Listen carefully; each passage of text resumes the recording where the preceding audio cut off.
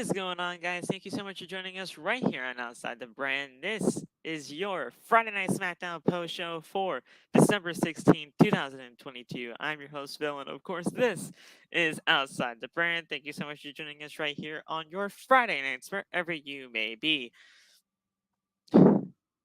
Laugh. That's why he's the GOAT! The GOAT! Back! He is coming back, man. December 30th, 2022. The man has not had a match in all of 2022. So what do? They call him on the final date that they could possibly book him in. And they're like, Cena, we need you. Can you do it? He's like, fuck yeah! It's great, man. Cena is going to be on December 30th, 2022 edition of Friday Night SmackDown, as he will be teaming up with Kevin Owens to take on the team of the Tribal Chief, Roman Reigns, and the honorary Usos, I can't even really call him honorary anymore. He is in the bloodline, Sami Zayn. Both of us were freaking out. We were freaking out, having a good old time. But man, Cena being back. He was already advertised for the December 30th edition of SmackDown anyway, but I don't think any of us really expected a match. Hey, man. The tickets are being bought. That's all I'm saying. I got to go to Florida now because I didn't know he was going to have a match. I didn't know that. I thought he was. You're legitimately thinking of going to Florida? No, I'm going to go. I can make it to Florida in one train ride. I don't give a damn. I didn't know he was having a match. One train ride from Philly to Florida? That's a thing? Yeah. That's a thing? Yes. I'll be on there for about 48 hours, but I did it before. I'll do it again. I don't give a damn. That's John Cena right there. You taking some Panda Express type of shit? What the fuck is going on? This is serious, my man. Oh, I know. This John Felix Cena right there. Jonathan Felix Anthony Cena III. I know. You know what I'm saying? I gotta go now. I don't know. John Cena is him. I understand that, LeBron. Trust me, I do. We gotta go. Man, it's such an awesome. It's just so awesome to see John Cena live. I've been very fortunate to see Cena live before, and it's an unbelievable feeling. But that final SmackDown of 2022, man, considering that there's no pay-per-view in December, that final Friday Night SmackDown of the year, that's going to be pay-per-view worthy, easily. Mm-hmm. That's going to be a show built like a pay-per-view like none other, and you are going to just want to continue seeing where things go down. This was easily one of, if not the best, SmackDowns in the Triple H era. We saw John Cena basically make a return tonight to go after the Bloodline. We had an amazing Intercontinental Championship match between Gunther and Ricochet. They put on one hell of a classic. Then we had a triple threat match to determine the number one contenders for next week's tag team title match with the Usos. We had a pretty good match with the WWE Women's Tag Team titles on the line.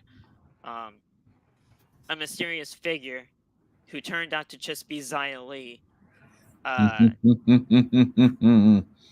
interfered.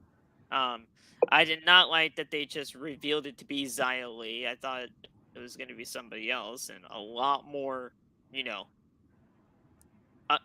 if anything was underwhelming during that entire show, it was definitely that, because Xia Li being that was just disappointing. It's time to use her. You build her up as super freaking Wonder Woman. You got to use her now. Now, it's not ideal, but shit. Okay. So you have Bayley, Dakota Kai, Io Sky, and Xia Li. That has to be one of the worst pairings of 4 women Oh, we're not doing that. We're not doing that. That's what I will not stand for. I Look, love look, the control, but go why ahead. does and how does Lee fit in any of that? I don't listen. The only thing is with this, I think damage control is in a weird position because one, They're damaged. they're damaged, they have no control, but they have the And- championship belts. mhm. So they're in a weird position of are they a good stable or are they a bad stable? Now combine that with the fact that you had Xia Li being built up for I don't know how long with all those nut ass promos and superhero shit, and then they can't. She had what 1 or 2 matches, and then they dropped her. Well, Vince dropped her. There, you Triple H probably had like 1 or 2 options. You either put her in a thing where she's like Emma, where she's there but no one cares because you haven't done anything with her, or you force her to be in the spotlight and see how she goes. I don't think Xia Li is going to be a member of Damage Control. I think they have something. I think there's something else here that's just not Xia Li joining Damage Control. I don't know if Xia has another stable. I don't know if she's just going to go into a thing of attacking people for no. I'm not sure what it is, but I'm more on the sense of you've been you have this woman here. She's not a bad wrestler in the slightest. No, She has she's a not. captivating character. So just throw something at the wall and see if it sticks. You know what I'm saying? I can't be mad at that. I don't know. I don't think she's a part of the stable though. I highly doubt that. If we're turning this though into a 4-on-4, who joins Liv and Tegan? No, If anybody. they're not going to turn into a form. There's no one on the roster to do it. Not, at least on the SmackDown side, unless they want to bring someone from all over, which I don't see. I don't understand the purpose of doing that. Liv and Tegan aren't even a real tag team. Well, I don't know what they are, but I don't think it's gonna go They're that far. trying to be a real tag team, but I they're don't not. I don't know what's going. I don't know how far it's gonna go. Um, I'm gonna trust Triple H on this one. I'm gonna just give him the ball and see what happens. If he misses the shot, he missed the shot. But I'm gonna just let him shoot. I'm gonna let him shoot. I'm gonna let him I shoot. mean, yeah, I guess at that point we do kind of just have to let it rock and see where things go. I just do feel like if it is gonna be a four person group, so to speak, like that's just a random ass four to be paired up with. But Yeah, I don't think they're but we'll going that see. way. We will definitely see. That Intercontinental Championship match show between Gunther and Ricochet, Beautiful. that was incredible. Um, Another even five though star. Ricochet is on the losing side of these matches, Triple H is giving him the ball and letting him run with it, letting him just go out there and do what he has been trying to do for the better part of however long he's been on the main roster, and them just not actually giving him the chance to do it. Now that he is here, he's like, here, go out there, do your damn thing, and just let these people know who you are. And he's just been great in every single sense of the word. I had an argument with my friend a few months ago when we were on stream because he kept telling me that freaking Ricochet was a jobber, and I'm like, first of all, that is probably one of the most asinine statements I've heard in the history of wrestling takes. He is not a jobber. Ricochet is an No, amazing wrestler. He lifted Walter up over his head, so that not only is he athletic, but he's super strong. yeah, Ricochet, even losing, knows how to make a good match, knows how to sell, knows how to control a match, knows how to be on the receiving end of a match. He should be world champion next year. I don't care what anybody says. He needs to have a world championship, at least a run, because damn, I don't know how you look at what he's done at least this year. Beyond the stuff here, the match against Melo at what was that? Worlds Collide? That yep. amazing match. Come on, man. Come on, man. Ricky's the man. You can at least give him like a feud to go after the world championship. Like I He's understand where you're coming from, where it says, "Oh yeah, you need to give this man at least a shot at the world championship." mm-hmm. Um, and with Triple H, knowing the way that he has been doing things, he would give Ricochet a shot at the world championship if things aligned correctly. I'm just saying though, at this point in time, do I see it in the Roman Reigns era? I do not. We have to get that championship all for Roman first, and then I'll be more inclined to giving Ricochet a shot at the world championship. I love Ricochet, I really do. It's just with the way that they're doing everything with Roman right now, I just don't see it. But we got to get that title off Roman first for me. Only put Ricky and Roman in there if Ricochet's winning, because True, very true. I don't. Most blind Roman Reigns fans, as soon as Roman beats them, they just call him the worst wrestler in the world, and I can't take much. I can't take much more Ricochet slander before I freaking lose it. So I stay away from that tornado for the moment. Right. Yeah. I 100% agree. We then had we obviously had the triple threat match for the number one contender spot of the tag team titles. That tag team title match will take place next week on Friday Night SmackDown. A pretty good triple threat tag match. I really do like the participants that were chosen here. Hit Row, easily great competitors in there. Ashante and Top Dollar, that they're just incredible. I really would have liked to see Legado del Fantasma get the shot, but I'm not too mad at them. Too mad at them losing right now. I think they're okay for the time being, but if they don't start accumulating some wins, people are going to be really stale on them, to me, because they're not winning right now, point blank, and that's just not going to be good in the long run for them. Mm, And then the Viking Raiders, they just got back. yeah. I don't know how to feel about them losing too, but I'm just like, I think it was a great triple threat on paper, right?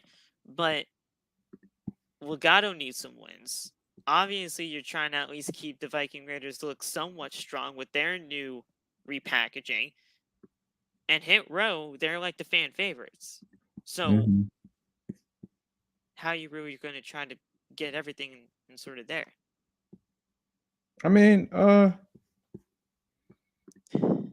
I think they have something better on the horizon for Santos and Legado. I definitely think you have something really cool on the horizon if you release the Roman Reigns shackles, release the Ronda Rousey shackles, and possibly release the Usos shackles if you can get all them type of championships all at once.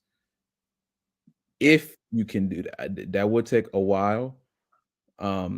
But I I don't think it's out of the ordinary because Zelina is I think she's an amazing wrestler, and I think that this character for her is the best she's been since she was with Andrade.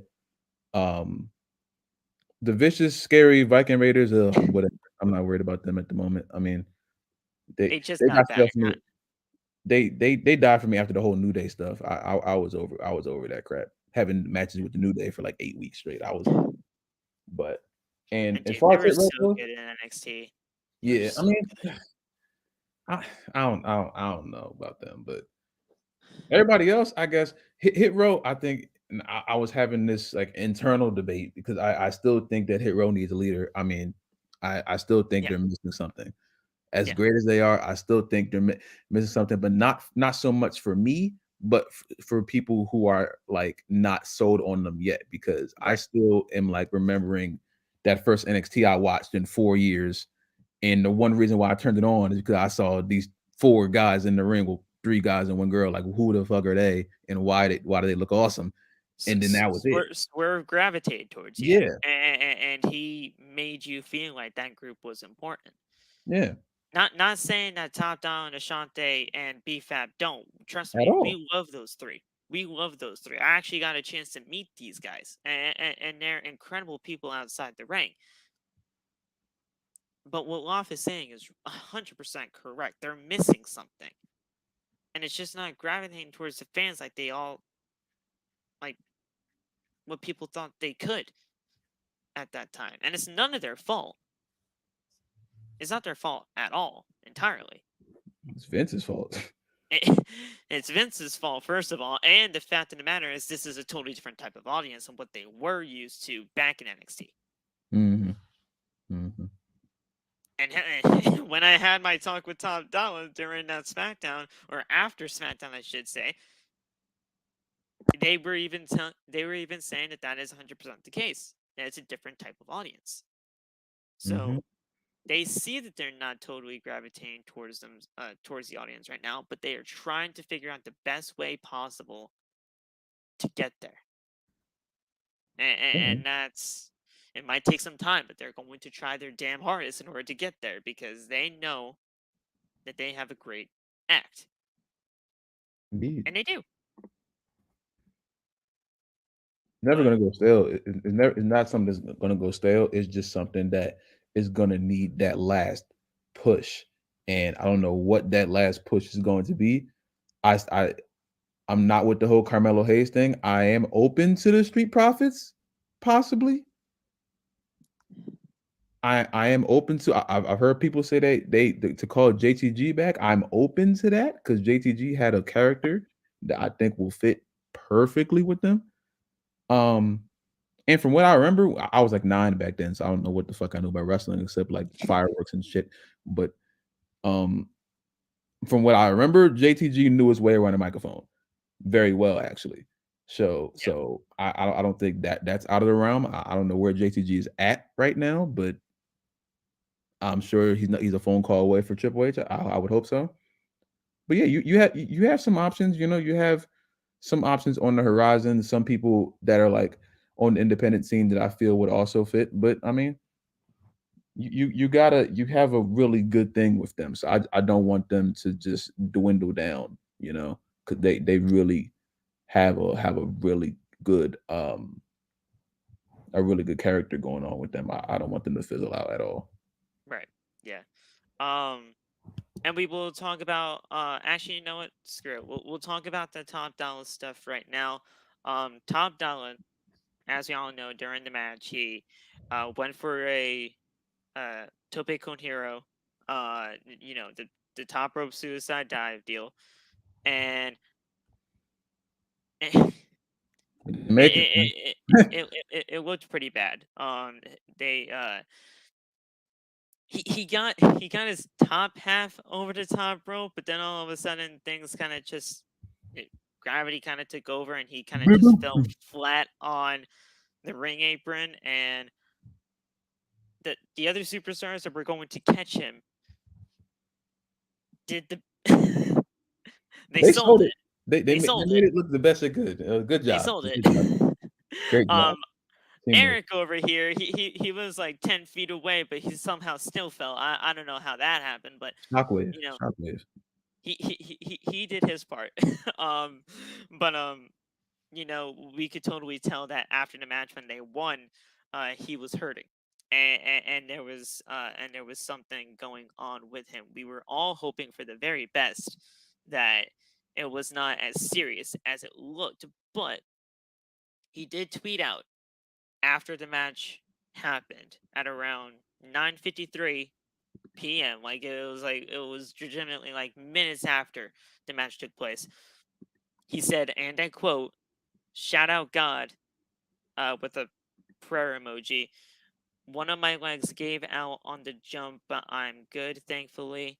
Already been checked out," with another prayer hands emoji. So it looked a lot worse than what it definitely seems like from what we are getting here from the tweet. As long as he is okay, that's all that matters. Indeed.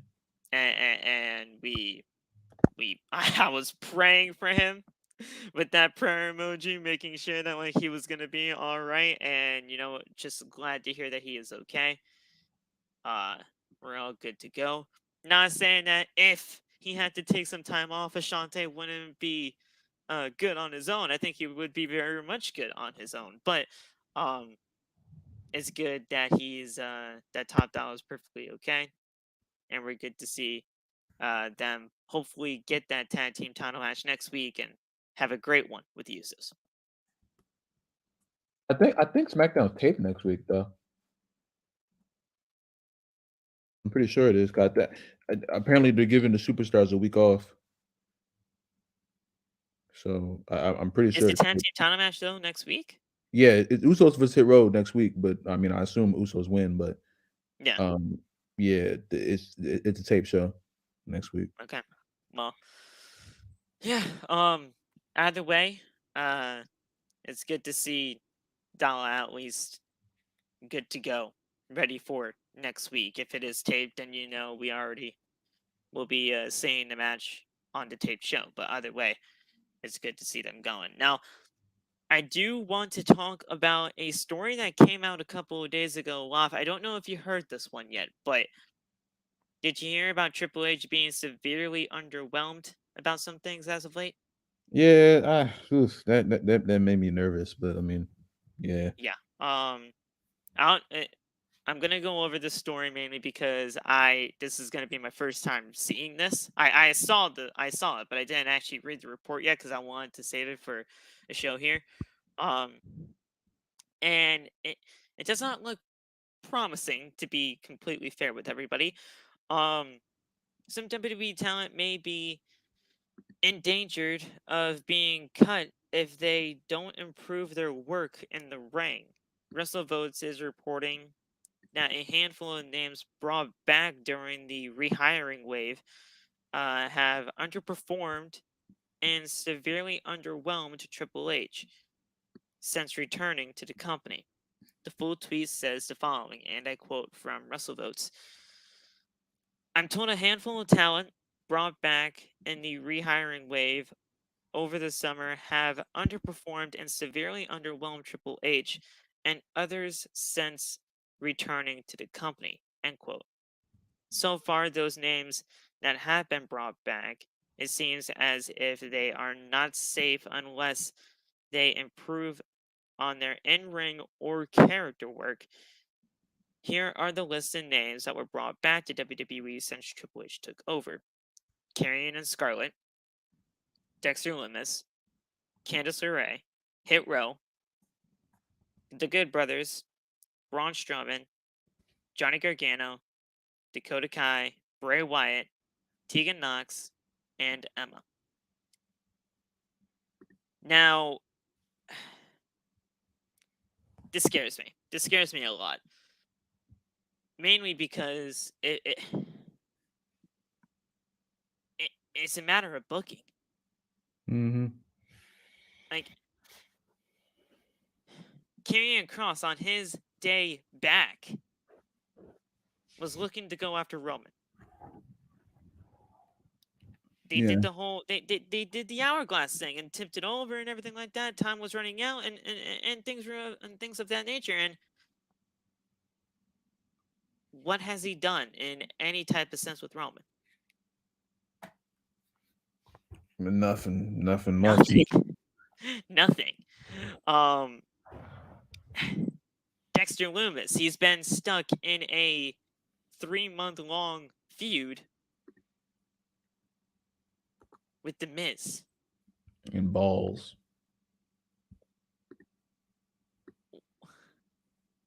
This is not the Dexter Lumis I saw in NXT. And I know a lot of people don't know Dexter Lumis from NXT, and that's kind of the main problem, but this is not the same Dexter Lumis I saw. Candice really, and she's just had a bad shake. She came back, Damage Control went after her. She got, I don't know whether it was kayfabe injured or not, she got taken off TV and now came back. Nothing good there. She did not get a fair shake. Hit Row, I mean, we just talked about it. Yeah. Hit Row's not totally clicking right now on some fronts when it comes to the audience. The Good Brothers, I mean, they're in the OC, so I really don't know how to react there with the Good Brothers. I mean, Braun Strowman. Laugh and I really don't like Braun Strowman to begin with, but At all. I mean, now it looks like they're trying to position him to an IC title match or something. Jesus. Well, you saw what happened tonight.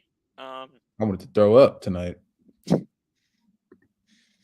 I feel so bad for somebody like a Johnny Gargano, mainly because of the fact that he was just slotted in.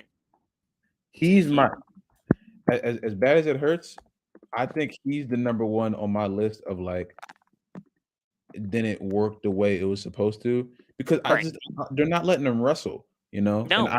I understand the whole funny aspect because him in Theory and they all had their funny stuff in NXT, but it's like It, I've always gotten my best performances from Gargano when he was wrestling, you know. Johnny Gargano, when he can be serious, he can be serious. When he needs to be funny, he can be funny.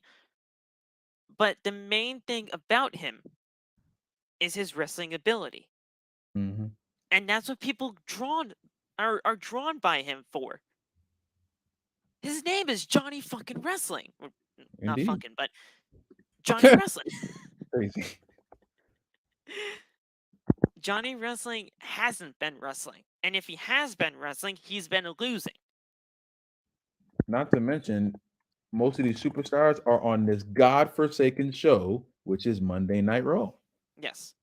And I think most of the superstars, like I think Carrion, him and Rey Mysterio, I think that has a future. I don't know what the future is. I don't know if it's a We brick didn't wall. see any of that Yeah. tonight.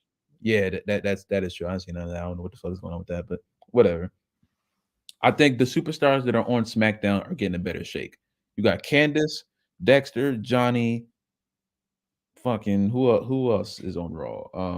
The Good Brothers, The they Good Brothers. haven't. I think they're okay. I think they're cool. I think they're okay They're at the moment. they're in the OC right now. Yeah, they're They're alright. trying to figure something out with them, but that's Yeah. fine. Braun, he's on SmackDown, so he'll be okay. It's just Raw is a 3-hour show, and Triple H already announced before he was head of before he was head of the company that he had it booking for 3-hour shows. So now you have all these returns, and the crowd is dead because the crowd is tired from being a 3-hour show on a school night. So they're not going to care about half this stuff. That's why when Candice came out, no one gave a damn because it wasn't put in the right position to be. And I don't think that's some of Triple H's fault because, right. like I said, you're on a dead end Raw show that only was hot for that honeymoon period. And once that honeymoon period is over, which it is now, we have to go back into what the things use. And this like this long stretch of the winter, it's kind of dead. It's kind of And, dead. and you're 100% right, Corbin. That Omos loss for Johnny did not do him any. That Yeah, definitely what didn't was do him any that? That favors. was oh my god. Come on now. Why would you book him against somebody like Omos? It doesn't make any sense. Like, Yeah, I understand putting Omos against. I'll speak for myself. I was complaining about the fact that Omos was beating up on local competitors. I'm like, put him up against someone who's not a local competitor. no, But but Johnny, at that point, you're making Johnny look like a local competitor, yeah, yeah. especially with the way that he lost. Like he lost in dramatic fashion. I'm like, everybody's on roll. I'm sure you have somebody there in the mid to lower card scene that you could put in that match. But you put John Red Hot, or supposed to be Red Hot Johnny Gargano in that I, spot. You can't do that, man. yeah, like that just was not good. He also brought in Dakota Kai, but Dakota Kai's in Damage Control, and Damage Control is damaged right now. But they are the tag team champions, so They'll be all right. eh, They're with Bailey. They'll be okay. And EO and Coda, I have a lot of hope for mainly EO. I want EO to be a Raw Women's champion one day, but that's just yeah. me. But I think they're Uh, going to be okay Bray Wyatt, there's nothing underwhelming about Bray Wyatt, at all. so he's safe. He's super He's safe. safe as far as I'm concerned. He's the Um, safest. I mean, yeah, he's definitely the safest on this list. Tegan Knox, she legitimately just got back, so Yeah, I literally don't know how any of that's really underwhelming for right and she's now. on SmackDown, so she has time as well.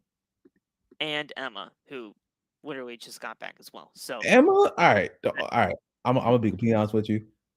I was never a fan of Emma. Not so much what like I hate her. It was just like I never saw what it was. I just it, I gotta ask, when did you first get introduced back to her? I saw her on an NXT Was it clip. this run? No, I saw her back when she was doing the weird dance. Oh, the bubble popping Emma Yeah, dance that's thing. it, the bubbles. That's when I first saw it. It was on YouTube. I was like, "Who the hell?" And then Was I she saw what paired she up did with at Impact. Santino at the time? Yeah, I saw Okay, that, and then I okay. never saw her again. Then I saw her as Tenille Dashwood, and I was like, "Oh, she looks good now." And then she came back here, and I'm like, it just reminds me of the bubble popper stuff again. So I definitely see where you're coming from. I do, especially if this was your first interaction with her. Yeah, I 100% agree there. Um, Mhm, I saw her from NXT days, right? mhm. And she was definitely not being built as like the next Bailey, so to speak. But like when you looked at her in the NXT realm, Yeah, the bubble popping, the Emma dancing, interacting with kids and everything like that, she was basically they tried to have her be Bailey 2.0. It definitely didn't work, obviously, as you see. that's what they Um, were doing?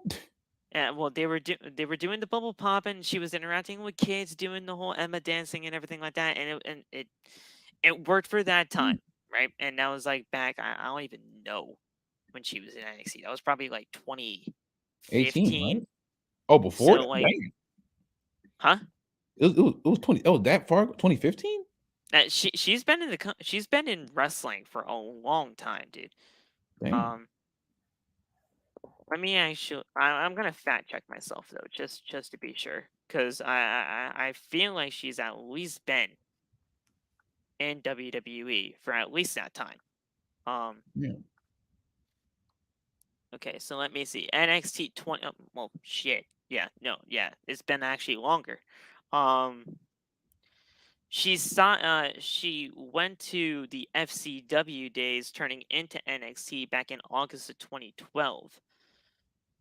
Mm, And during the time of like 2013, 2014, that is when she uh, went into doing her thing. Um, on the 26th of June episode of NXT, she competed in the NXT Women's Championship tournament to crown the inaugural champion, defeating. Oh, she defeated Oksana. That looked like Asuka to that's me, and fun. I was gonna. It, that looked like Asuka to me, and I was gonna be fucking floored. Huh. But and she defeated Summer Rae in the semifinals before losing to Paige in the finals on the July 24th edition. So yeah, like they were positioning her hard in NXT. Um, she was in the finals of the inaugural tournament.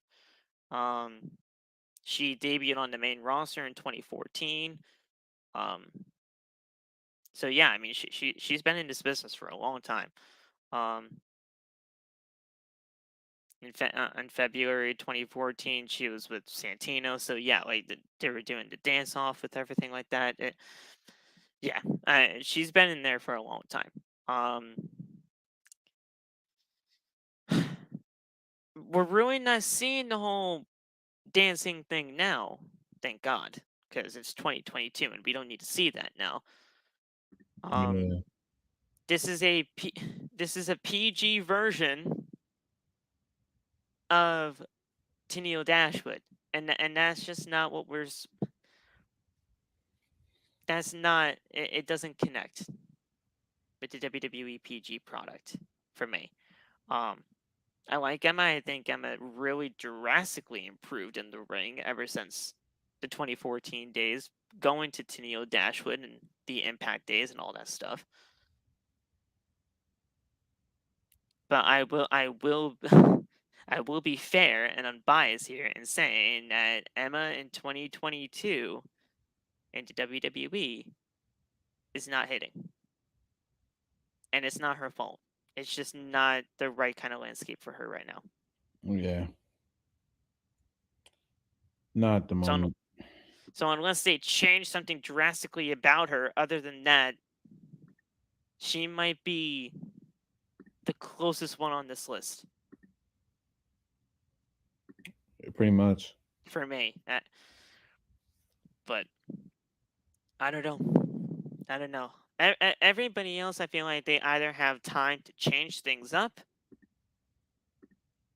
or they're just on Raw and just a terrible space. Yeah. But the closest one out for me is Emma, and that's sad to say. But going through that list, everybody at least has some kind of a chance to save their careers, other than Emma.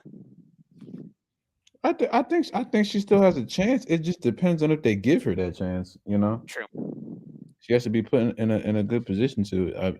I guess it's hard. I don't know how the masses are feeling about her at the moment, so that makes it a bit harder. But I mean, it's not the end of the world.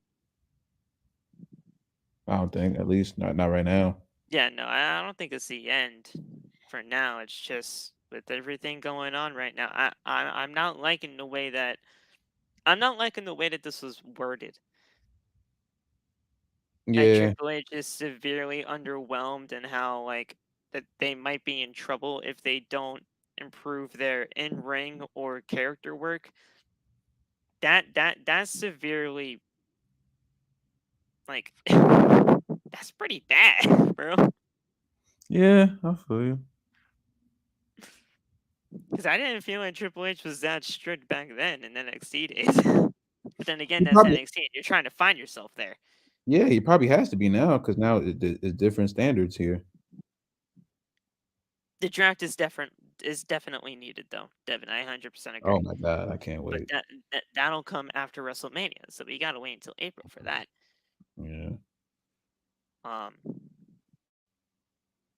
I can't wait for them to actually finally announce that shit. that's Hopefully gonna they be do. crazy. That's gonna be crazy. I need somehow during the build of WrestleMania, we need that Money in the Bank announcement. I wonder if they're gonna do that. I really hope they. I really hope they do like go through with that.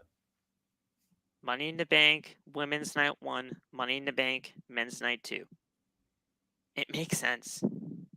Sounds good to me. Or you can flip it.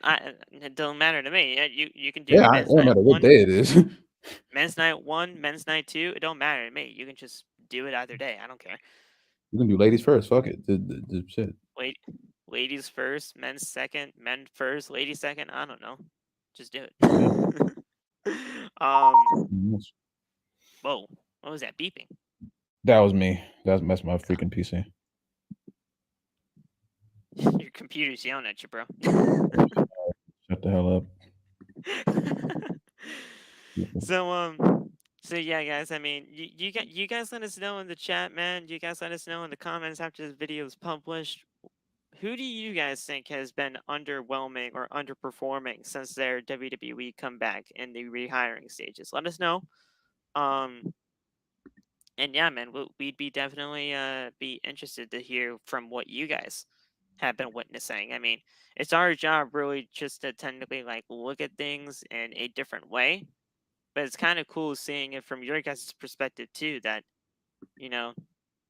may not have a platform like this, but you guys always had the best opinions at heart. So leave us what you think, and we'll be able to see what you guys say about it all. With that being said, let's Oh, go ahead. did you hear? Did you hear why Sasha probably isn't coming back, or would not for like the time being?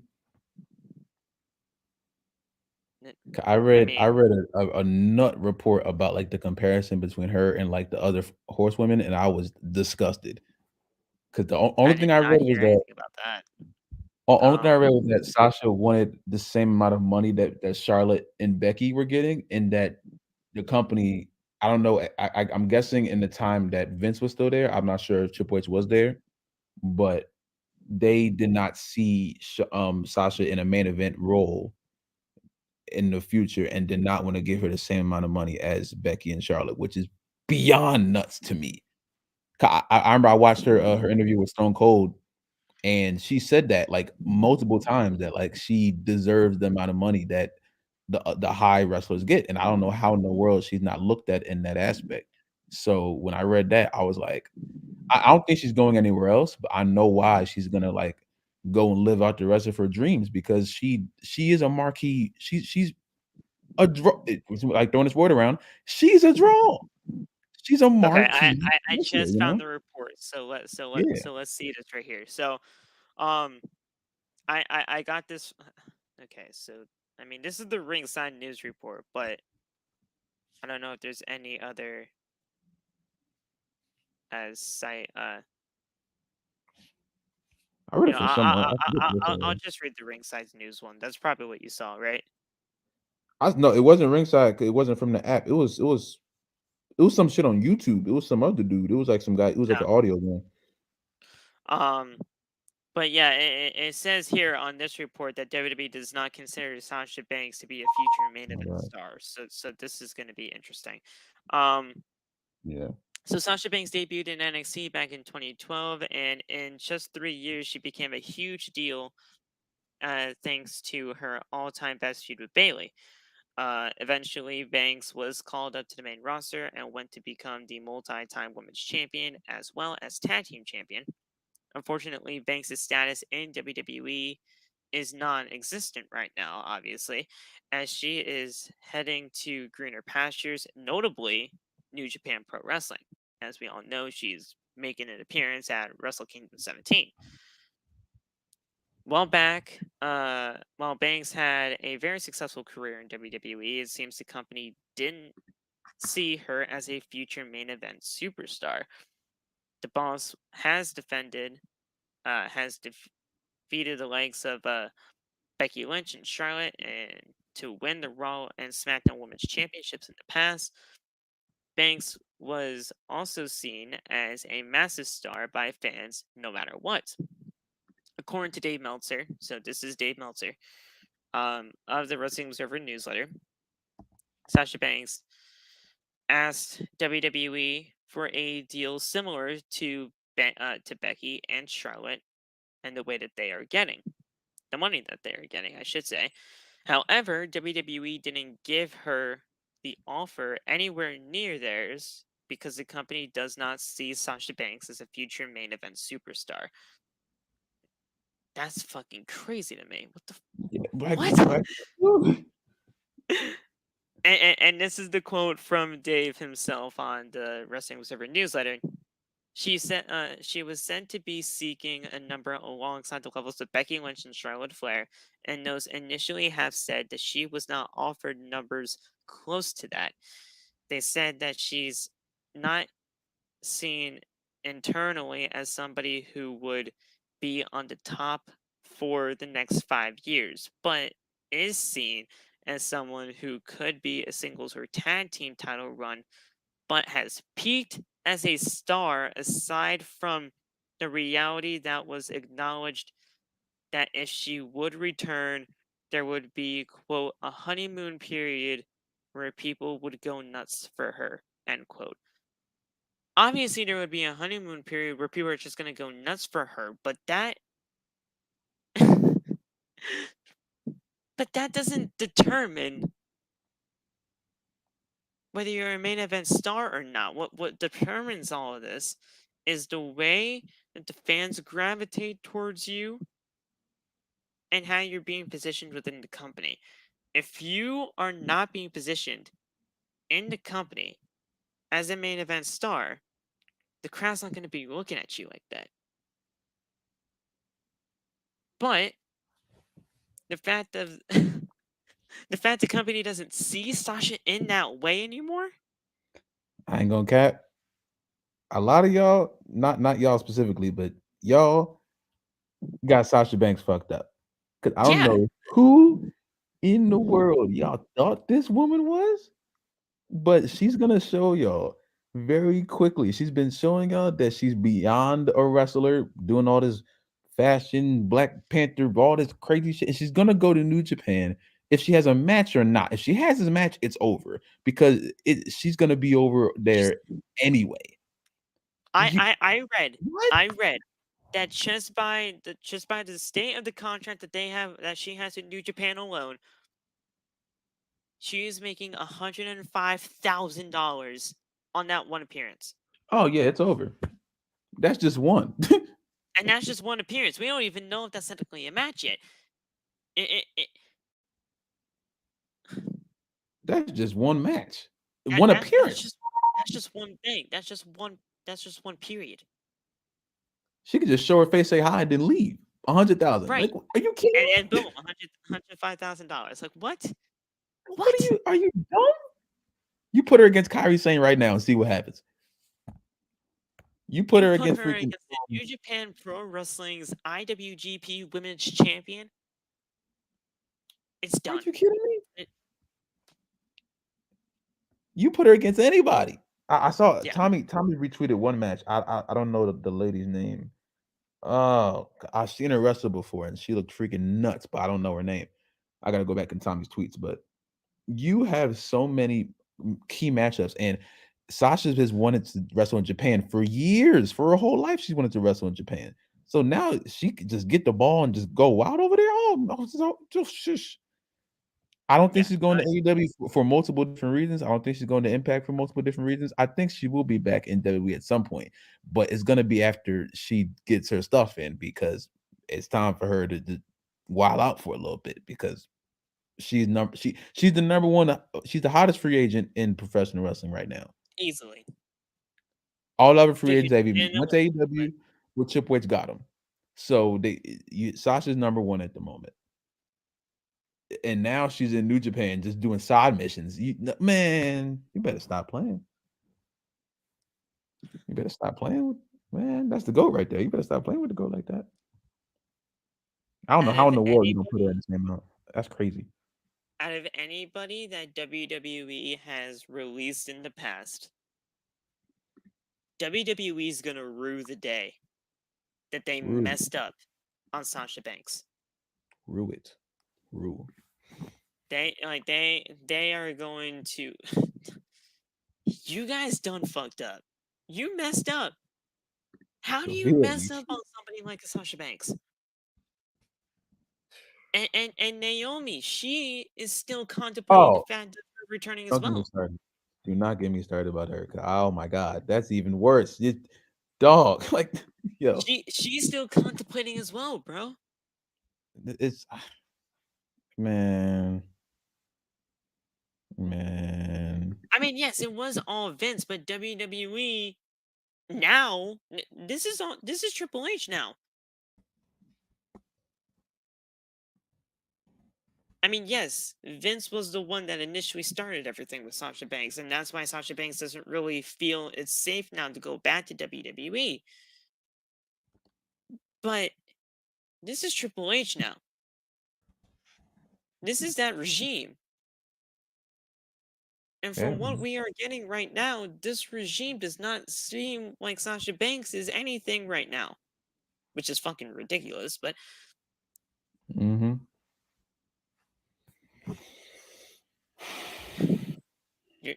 they done messed up. They done messed up. Man, They got to fix that before too you, long because she can't wrestle until 2023. So in theory, in Austin theory, she can show up at the Rumble. But yes, will she? That's the question. She's my pick to win because I still think she's gonna be there. I think she's gonna be number 30. I think she's gonna win. But in the nightmare scenario, at least for me personally, that she's not there, you messed up really bad. Because she's gonna go back to January Japan. January 1st, 2023 is where she can take bookings. Yeah, like January man. 4th, 2023 is Wrestle Kingdom.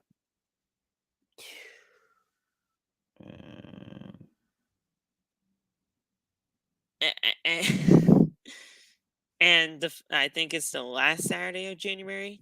That's the Rumble. Yeah, the 20 The 28th is what I'm 28th. Yeah. seeing. Yeah. So, um, when's that show in LA for AEW? I don't know. You know more I do. I don't know. uh, yeah, forum date,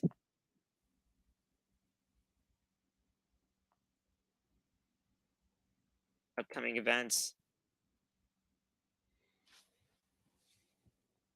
January 11th.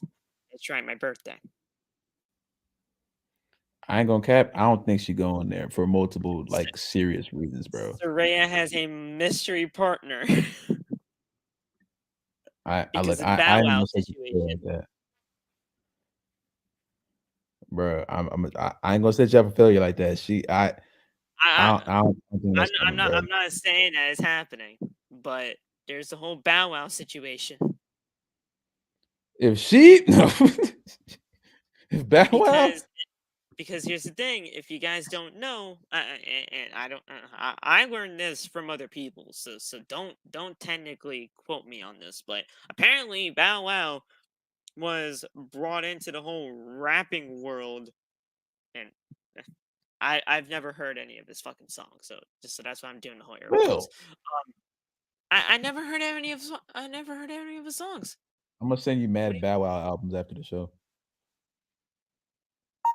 is he good? It all right. Okay, I'm gonna say it like this. He was See, he's like, not all right, good. no, whoa. Is he Bow Wow, serviceable? Bow Wow is amazing. He's just not. He's not an active rapper at the moment. He was around. He was at his hottest when I was a kid. Like you ever saw Like Mike? Yes. Yeah, that's Bow Wow. He was Oh at his shit. hottest when he was a kid.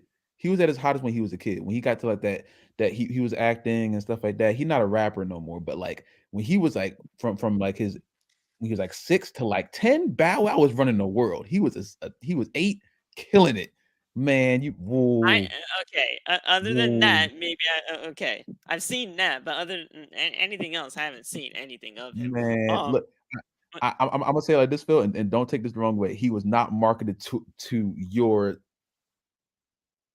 He was not marketed towards anyone besides black people. I'm gonna just say that he was not. Okay. He was not Okay. marketed to anyone black people. I'm sorry. He That was was. He probably was. the nicest way you probably could have taken Yeah. that. Good.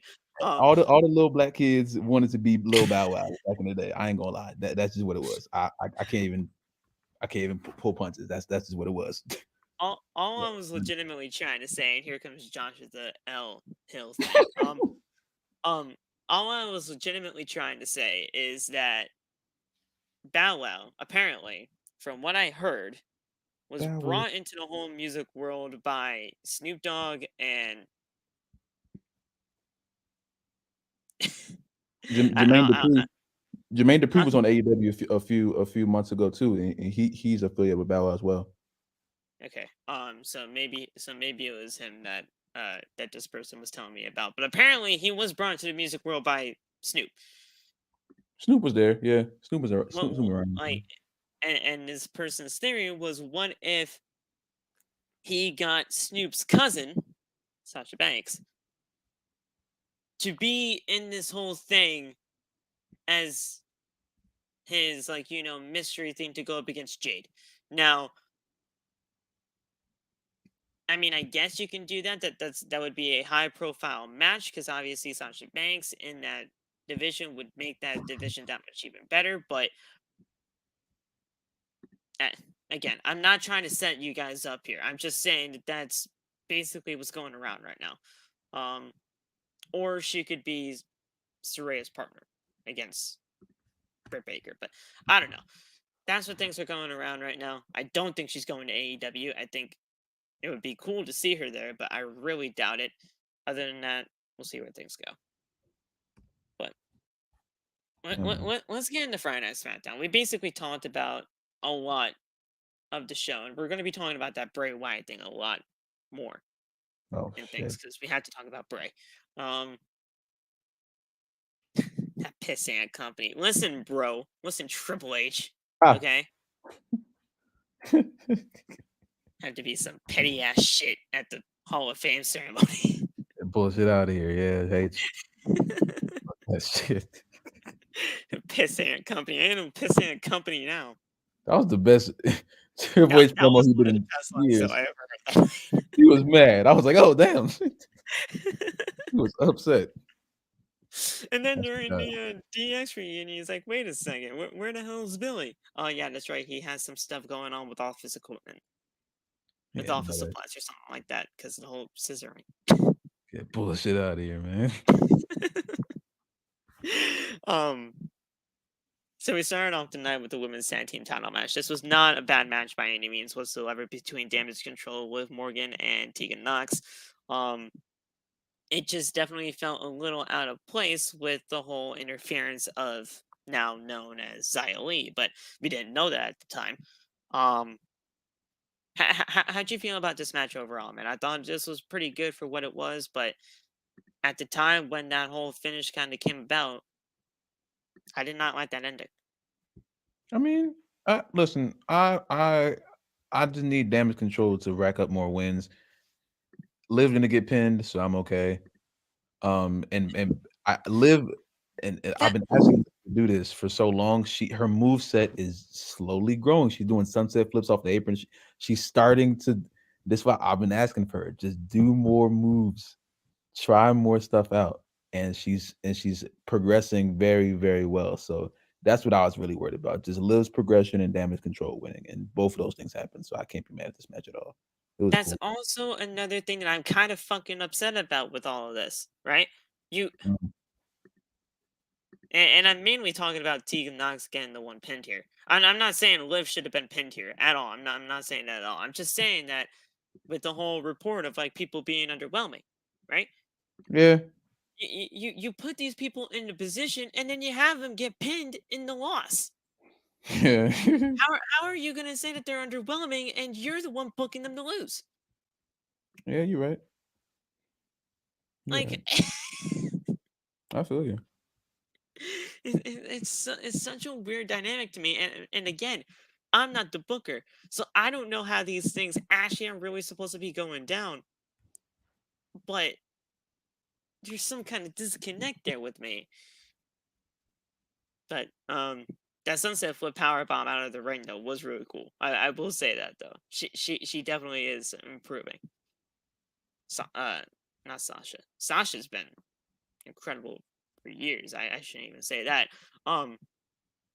Liv Morgan though drastically improved from where I saw her like this time a year ago to now. Yeah. I'm telling you right now, man, ever since that day one show. That day one match with Becky Lynch, I knew she could be something.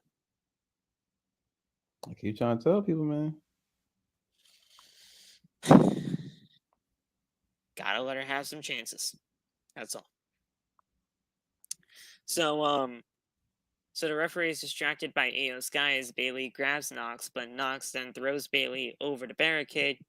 Someone in a black hoodie, who then was revealed to be Xia Li, attacked Knox on the outside as security takes the person away. Io gets Knox in the ring and hits the over the moonsault, and she gets to cover for the win. Best moonsault in all pro wrestling today, right now, bar Mhm. none. She just has a beautiful moonsault. But they retained the tag team titles, and Damage Control actually gets a win for once on WWE TV, which is nice. Just gotta continue getting them more wins, man. That's all. Yeah. Rack up some wins, get things going. You gotta at least present them in a better light. But we'll see where things go. After a commercial break, Ricochet cuts a promo talking about how he will win the Intercontinental Championship tonight against Gunther. That match would be later on in the night. So, man, this was we'll get to that match because that match was just insane. Um, Zayn and the Usos are backstage. Zayn asks them how he looks, and they tell him that he looks good. Zayn asks where Solo is, with Jimmy telling him he is with Roman and they are on their way. Zayn says that he needs to get some water and leaves the room.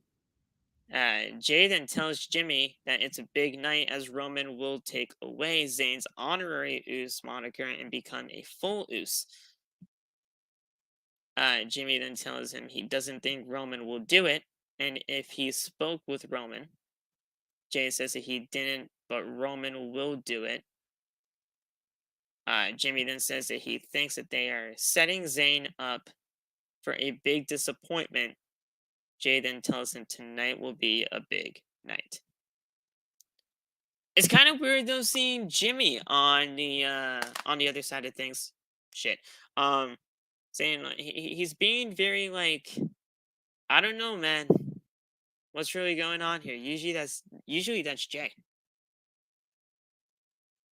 Why all of a sudden did we just flip flop some things? Oh shit, he's not here. He's not here. um, it definitely is kind of weird though, seeing that Jimmy is the one that's kind of hesitant towards everything now with Sami Zayn instead of Jey Uso. Jey Uso's fully in with everything now, right? And now Jimmy's the one that's like, I don't know. Oh, you got a phone call? No worries, bro. Yeah, this is definitely something to be uh looking forward to here, at least looking into the future for. We obviously now know the main event of everything with Cena and Kevin Owens versus all of them. Um, so it's definitely just gonna be something to think of heading into that match. But yeah, it's gonna be very interesting. I thought that was a very interesting segment, knowing that the Jimmy Uso was very hesitant instead of Jay. So we see a clip of last week's SmackDown where LA Knight called out Bray Wyatt. LA Knight ended up in the locker room with the lights going off, and a Bray Wyatt shirt was in his locker. Wyatt was actually in front of him in that locker room. Michael Cole says that they received a QR code which revealed a video of what happened last week. You see LA Knight tied up wearing the Uncle Howdy mask with Bray Wyatt's voice playing. Bray laughs as he removes the mask from LA Knight, but Knight has his mouth taped shut. So it's very Uncle Howdy kidnapped Bray Wyatt. Not Bray Wyatt. Uncle Howdy kidnapped LA Knight, and then and that was such an incredible visual of just to see like LA Knight in distress with everything going on. If you guys saw the video before Friday Night SmackDown, it was actually uploaded on the _ Come With Me TikTok account. That TikTok page was made before Bray Wyatt even came back to WWE. So yeah, I'm glad they're actually still using that TikTok page, because that's going to be very that TikTok page is going to be used for key parts of this story, I feel, and that's going to be an incredible thing to see, for sure. If you guys don't follow it, I really do recommend you do.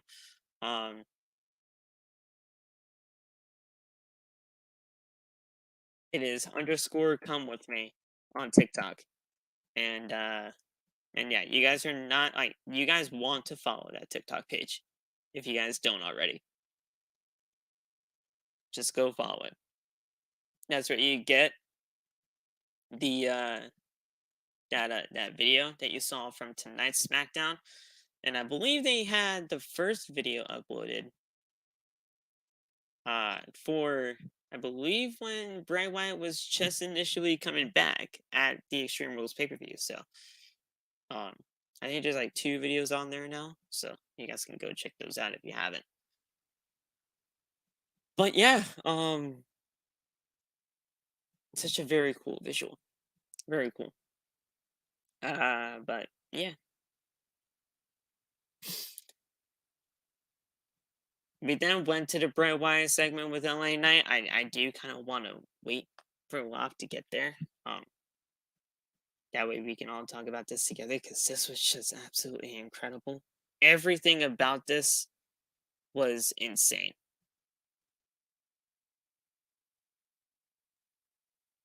I mean, LA Knight, Bray Wyatt, Uncle Howdy. Dude, are you kidding me?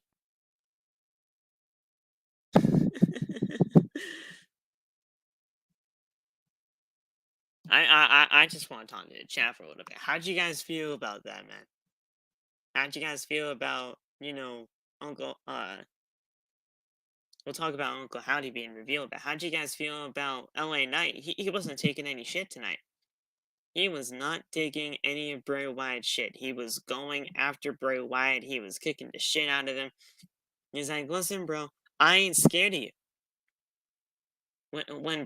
When LA Knight's not scared of Bray Wyatt, that's just a totally different turn, man. A totally different turn. I loved it. I loved it. And then when Uncle Howdy showed up, man, oh my god. Oh my god. Oh my god. That was just, that's incredible. The visual of Uncle Howdy being there. That in itself was great.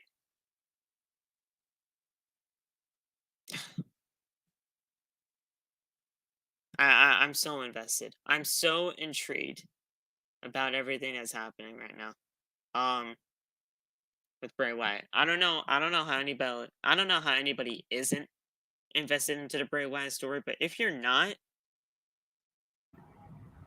I need you to just get out here. There he is. Hello. There you are. Yeah, man. We're actually just getting into the Bray Wyatt stuff real quick, but how did you feel about about Jimmy Uso kind of being the one a little bit more hesitant instead of Jay this time around when they were backstage when Sammy was getting ready for everything tonight? Man, I don't know. I don't know how to feel at the moment. I really do want this stuff to be over with. At least the Sammy aspect of it. You want the turn to happen already. Yes, I'm so over it. I'm done.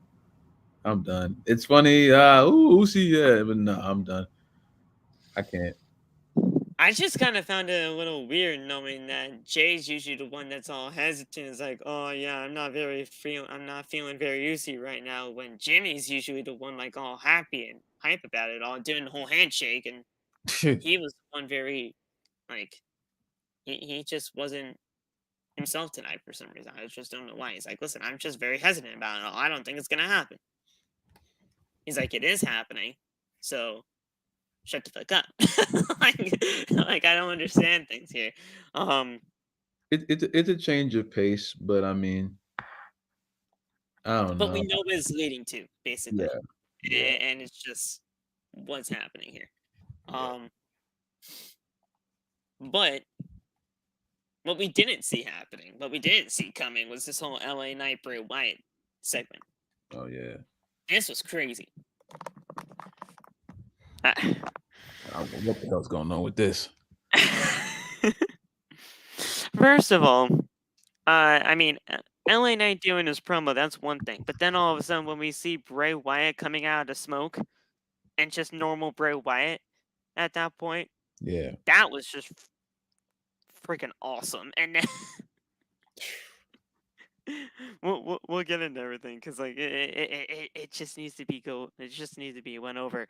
Um, we came back from commercial break as we see LA Knight in the ring. He says the past few weeks has been he's been blindsided, abducted, and tied up, but he is still knocking on Bray Wyatt's door. He tells Wyatt that he is a former WWE champion, which not technically true, but NXT. Wait, What? I'm drawing a blank. Did LA Knight? When was he a champion? I don't know. I didn't know he had a title here. He said he was like a former WWE champion, which No, he was talking about Bray. He was talking about Bray being a world champion. He was commending Bray. he tells Wyatt that he is a former WWE champion, one of the biggest superstars of all time. Yeah, he was LA Knight was telling Bray that Bray is one of the biggest superstars of all time. Well, I mean, he did actually oh, I forgot he did win the $1 million title. Man, we ain't talking about that damn shit. He did win he did win a championship though. That shit. He did win the $1 million title. But yeah, the way it's worded is weird. But he was talking like it's like me telling you, Phil, you're the greatest podcaster of all time, and you have this. He was saying it like that. It was just worded weird, I guess, in Okay. what you're reading. Okay. So he tells Wyatt that he's a former WWE champion, one of the biggest superstars of all time, and his recent return. Okay, there you go. Is one of the most talked about returns ever. But all he's done is dressed like a circus freak, cried, said a lot of things, and he has taken advantage of blindsiding and attacking him. And then he says it wasn't himself, that it was Uncle Howdy. LA Knight says that he knows it was him. He heard him. He tells Wyatt to put on any mask he needs to and any costume he needs to, call himself what he needs to, and come on out here so I can stomp you out. And then the lights go out in the arena. Out comes Wyatt, laughing. He tells Chicago that he has missed them, but LA Knight, he is sick of him. He is sick of this entire game that they keep playing. He tells LA Knight that he knows that he doesn't believe him, but he understands why. LA Knight is barking up the wrong tree. He hasn't touched him, and deep down, they both know how this story will end. Wyatt gets on the ring apron. He says, since they both know how this is going to end, he will give him one last chance to deliver his message and make it worth his while.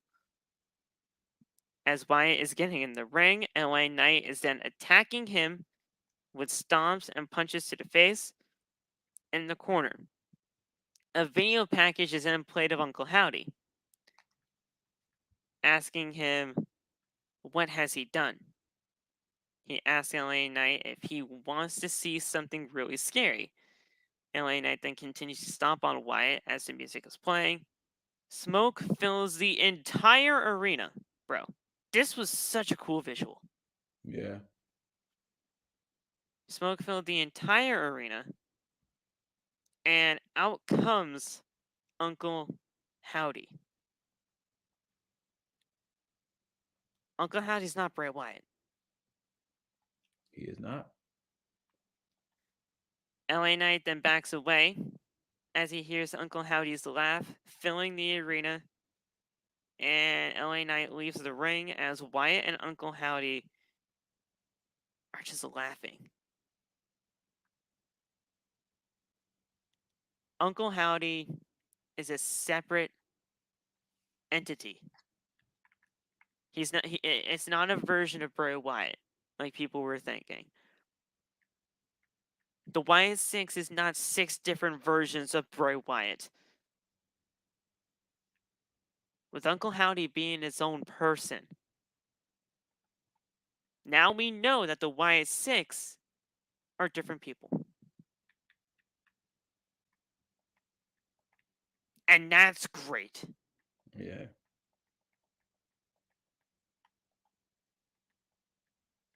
That presentation was absolutely perfect. I don't know how in the world that was even like shot. That was crazy. I thought he was about to like storm the ring or something. I thought he was about to just like I attack thought he him. was about to come Crazy. running. That would have been sick, but either way, that was a beautiful presentation. And Bray sitting there just like smiling while LA Knight was punching him, and then LA Knight was kicking him, and everything was just shot perfectly. And when, LA Knight like looking completely horrified.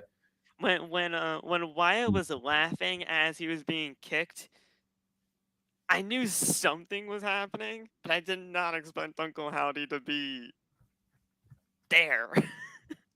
That was great. That was so great.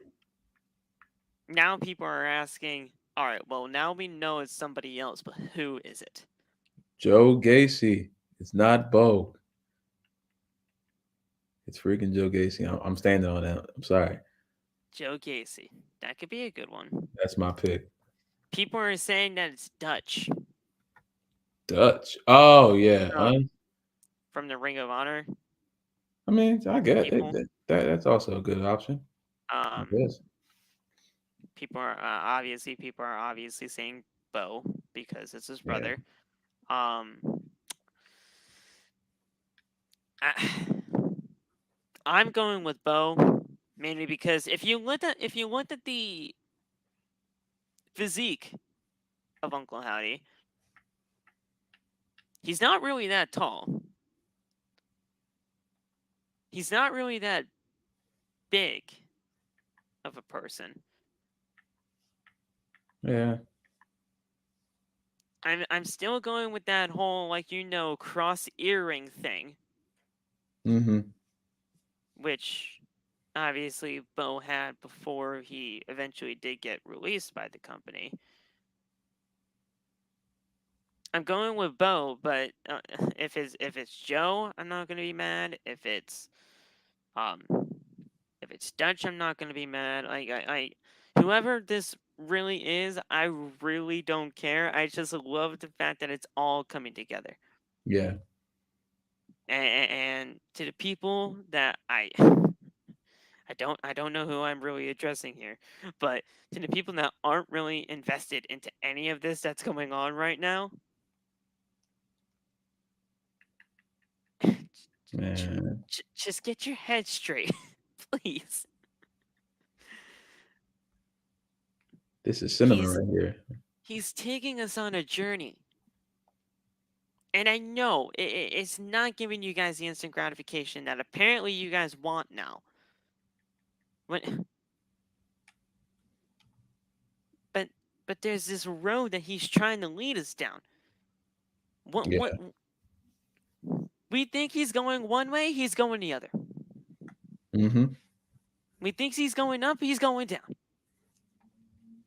He's going left, we're going right. Pretty much. Just follow the journey.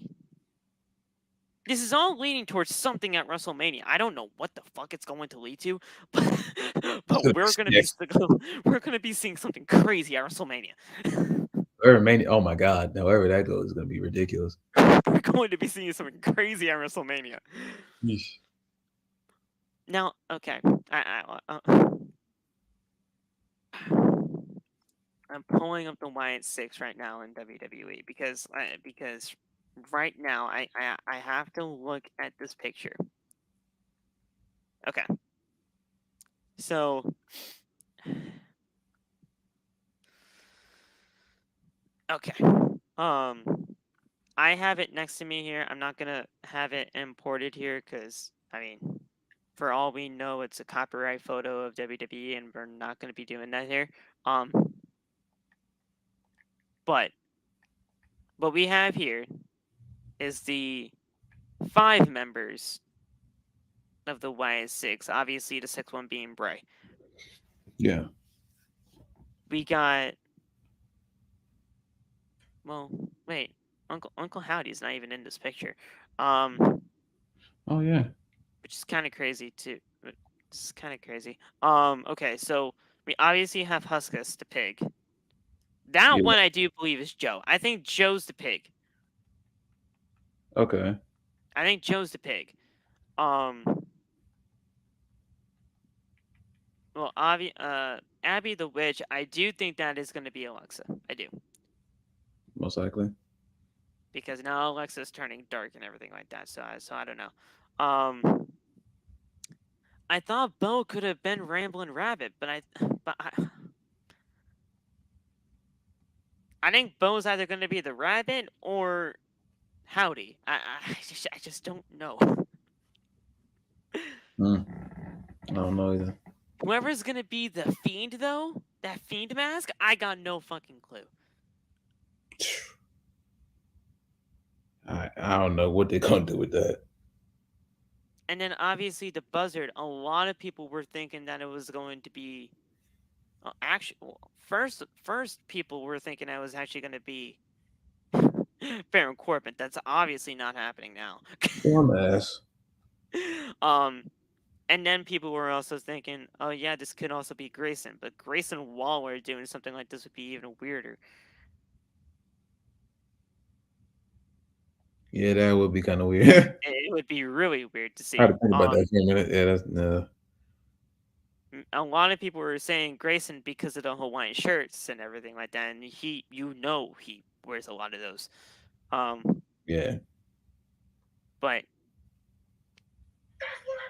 the three oh. Oh shit.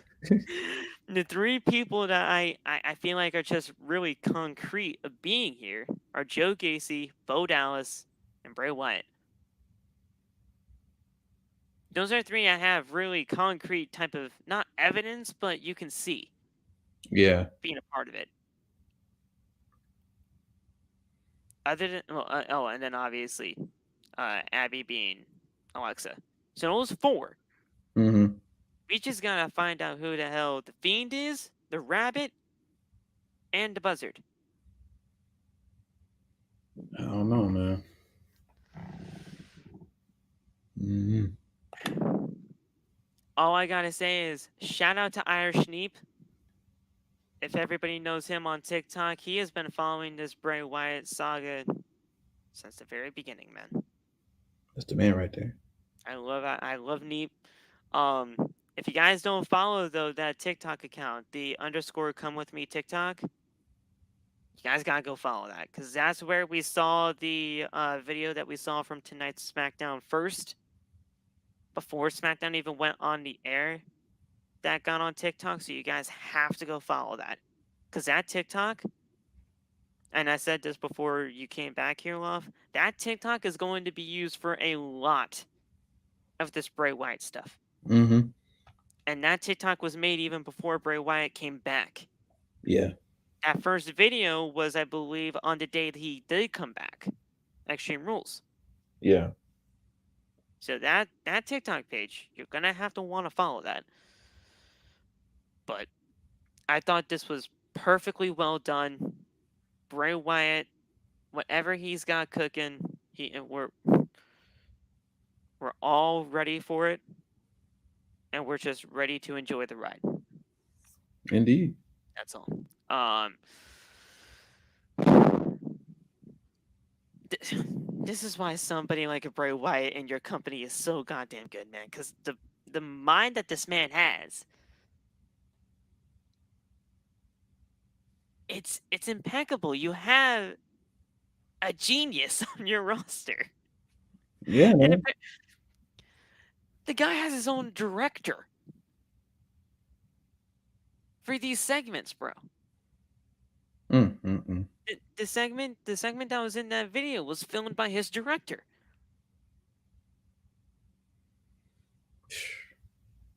This could be something insane at WrestleMania time, bro. Dude, this is oh my god. After that, we then had the Intercontinental title match. I don't even know how at this point in time, though, like, the smoke kind of filled the entire arena for the rest of the show because they Yeah. used a lot of smoke. Um, and they used a lot of smoke to really, get the effects of everything going on with the Bray Wyatt stuff. So, um, the smoke filled out the entire arena, the entire show, the rest of the way. But, the Intercontinental title match between Gunther and Ricochet, incredible stuff. We talked about it earlier at the top. Ricochet may be losing these matches off, but at the end of the day, he's showing what he can do, and that is just have great matches with just about anybody. Yeah. And he'll get his just due. He will get his time. It's just, but when you're having Gunther on a legendary type run right now with the IC title,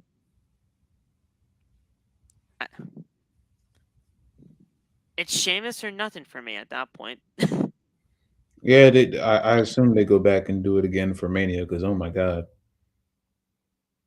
Sheamus, Gunther, Mania.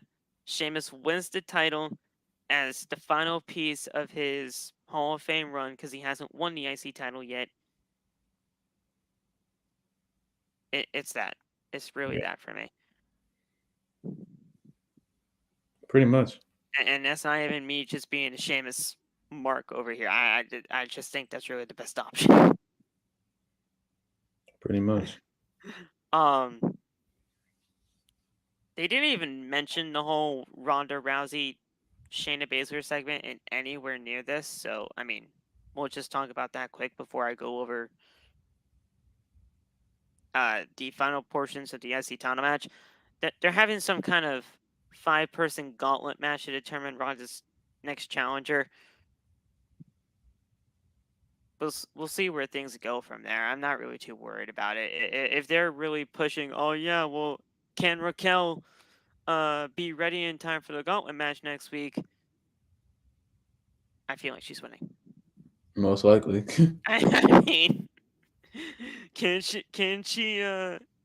be ready for next week? Yeah, she will be. Most likely we'll be ready. I think there's like Xia Li in there, Liv Morgan, Emma, Tegan Knox, and Raquel. Yeah, I think that's all the 5. Think And so. it's a gauntlet match. It's not like a fatal 5-way or whatever. It's a gauntlet match. So that'll be.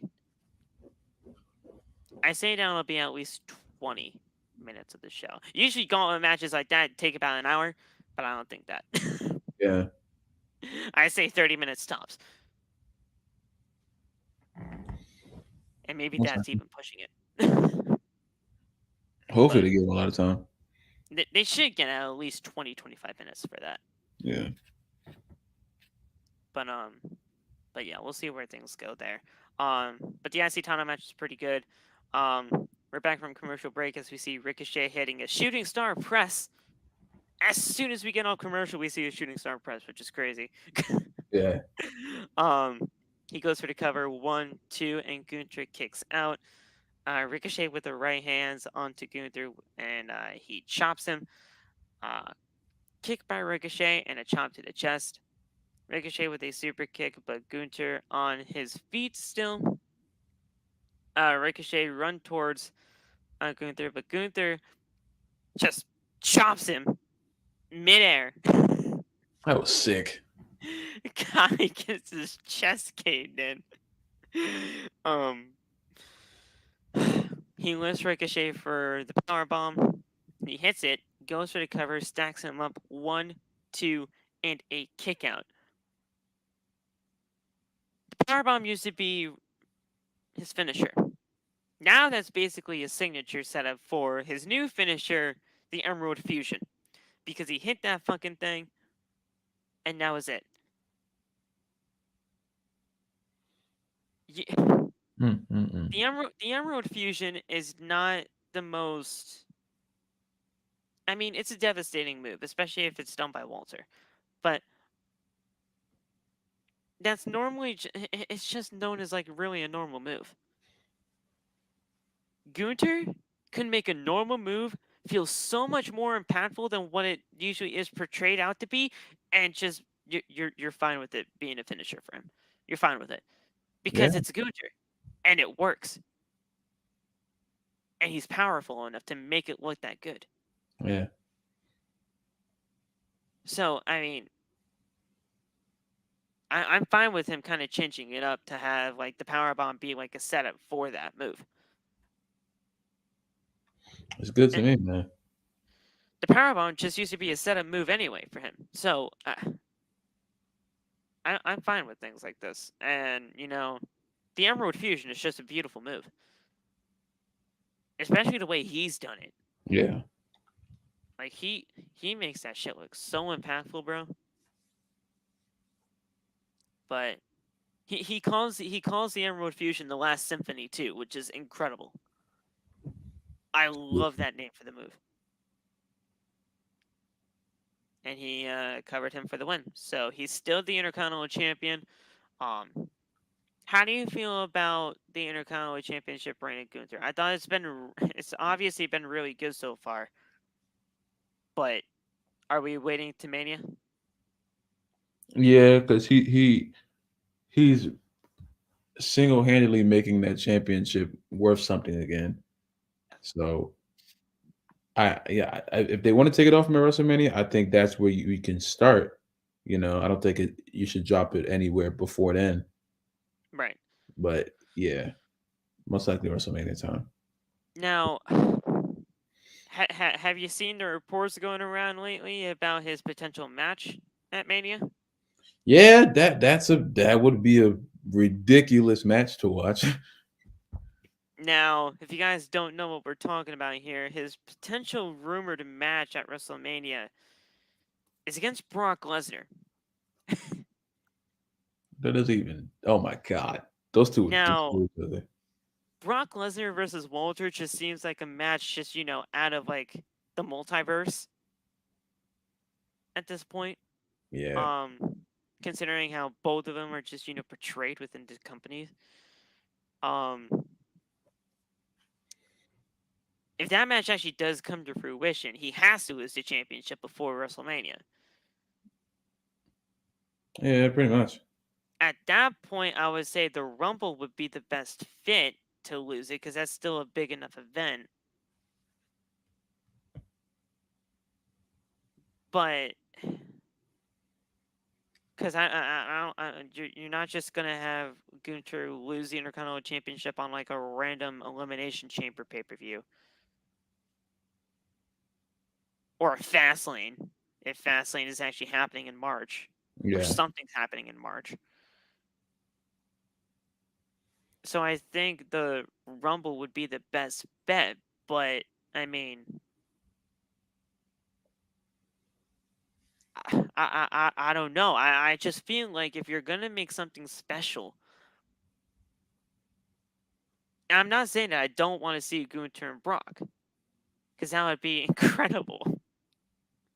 yeah, F5s and chops just all over the place. insane.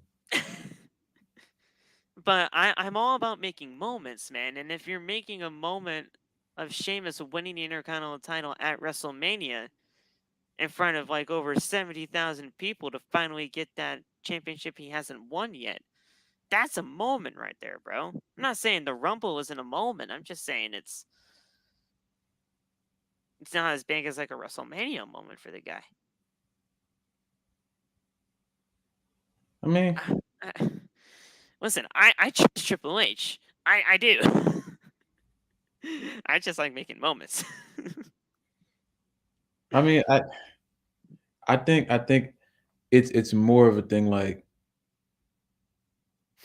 First of all, you have to work on if they want to do this. Brock isn't there all the time, so you kind of got to Right. work on that schedule as well. And And I I think we think, might see Brock and Bobby at the Rumble. That's yeah, Josh is asking about Brock and Bobby. I think we get to see that at the Rumble. yeah, you got a lot of stuff already on the table, so it's like I do think if they're gonna go all in with this Walter and Gunther and freaking Brock match, Yeah. then he's gonna end up losing on the SmackDown. Right. because I think they have made it clear that the legitimacy of the title it can be defended and lost on a SmackDown. I think that's what they've been trying to do with the US belt on Raw too. Right. So I do feel like it's gonna if he does end up losing the belt before, if they're really down with going with this whole Brock Lesnar match at Mania, then he's gonna end up losing it to someone like Sheamus on SmackDown. I think it's gonna be a moment either way. I do understand like the WrestleMania moment aspect of it, but I still think that's going to be a moment either. No matter when it happens, I think Right. it's going to be a moment either way. But at the same time, I see your thing of like not like it turning into like like when Dolph beat Braun, and then when Braun just won it back on that Raw. You know, Yeah. we Yeah. don't want a replicate situation of that. You know what I'm saying? But I mean, I don't know. Gunther's now at a 190-day reign as champion. Yeah, And this reign is absolutely incredible, regardless of wherever he loses it. It's just, I mean, I I feel like I'm trying to defend myself when I know I really don't have to. It's just I like moments. I understand. But yeah, I definitely see Brock and Bobby happening at the Rumble because if we're going with Brock and Gunther, that match obviously can happen at at Mania. So I think Brock and Bobby at the Rumble, Gunther and Sheamus at the Rumble as well. Then you build it somewhere between Brock and Gunther at Mania. Yeah, Somehow. But that Royal Rumble pay-per-view though did. If everything aligns up in the way that people want it, with Rhea winning the women's, Cody winning the men's, hmm Gunther and Sheamus, Brock and Bobby. that's an insane show.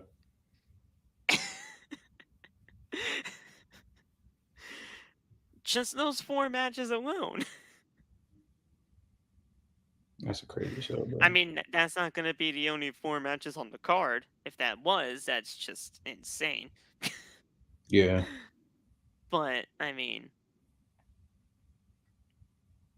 dude, the Rumble this year, I did. I mean, Triple H already has my money, but that's for the Peacock. and I know people that are going to the Rumble though too, personally. Yeah. So, well, out come Kaiser and Vinci at the end of it all, and they were gonna celebrate together, but they're like, yeah, you know what? Fuck it, we're just gonna ruin Ricochet's day even more and attack him. But then Strowman came out, and yeah, Whoa. so they're positioning Braun and Gunther. Oh God. I hope that happens on a SmackDown. I do. I don't want that to happen at the Rumble. But If now that I Braun, said it's probably gonna happen, so if Braun Strowman beats Walter, bro, that's going to be ridiculous. that would be a huge waste of time. That would suck. That would suck. That would be a huge waste of time, and a huge waste. Not a waste of a reign, because this reign was fantastic, but Braun Strowman, the one to beat Gunther, no, no, that can't happen. That just can't happen. I'm not feeling it. I ain't feeling it. So Roman Reigns, he is sitting in his office. It's like he has an office now, bro. Of course he does. He doesn't have a locker room anymore. He doesn't even have a private locker room at that point. He just has his own office. He gets whatever he wants all the time. Fuck him. I don't care.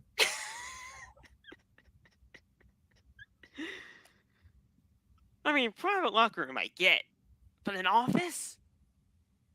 He's just sitting there in the chair looking like. Like he's legitimately gone. He's like, oh yeah. All we need is his own little dog. I don't care about that guy, man. All we need is a little dog and a carrier bag.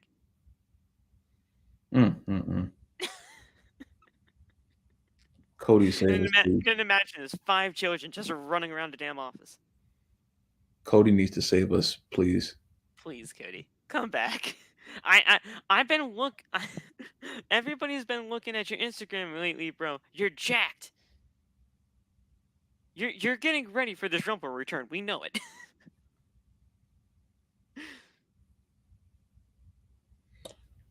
Sooner or later, Please. man. Please, Cody. We love you. So he's sitting in his office, and Heyman and Solo.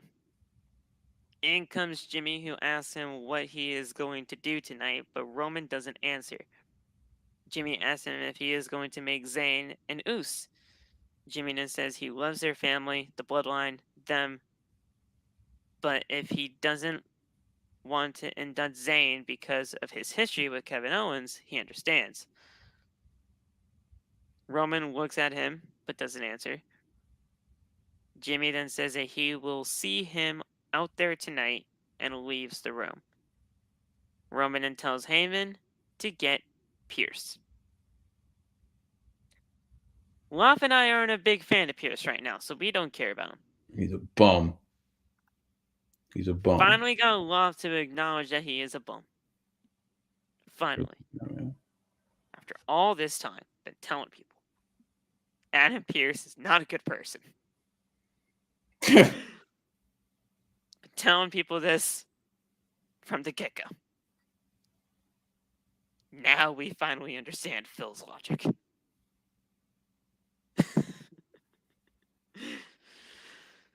So we come back from commercial break and he's there. Pierce is there. Roman tells him to sit. Roman says, "Wise man," as Heyman starts to talk. He tells Pierce Roman will bless him. To imagine this: Roman and Sami Zayn versus Kevin Owens and a partner of his choice. Heyman then tells Pierce if he likes, Pierce could even be his partner. Pierce says that they can do that tonight, which is kind of crazy. Pierce wanted to be in the ring tonight. Man, if you don't shut up, I call Bob.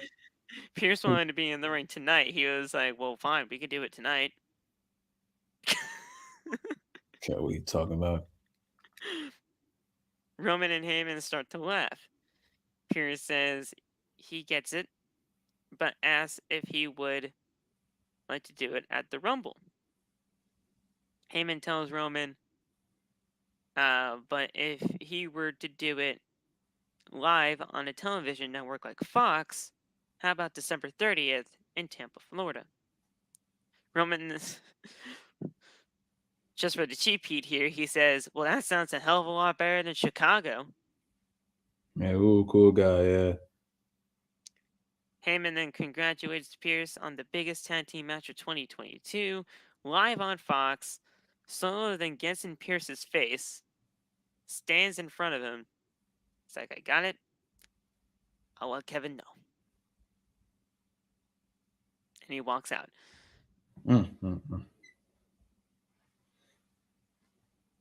The way that they were wording things here, I legitimately thought it was going to be Adam Pierce and Kevin Owens versus them. Oh, Which would God. have been fucking crazy. You don't want to see that. But nobody would want to see that. No. Ugh. And that's definitely not the biggest tag team match in 2022. No. We then had Hit Row versus the Viking Raiders versus Legado del Fantasma. We talked about this earlier on in the beginning of the show.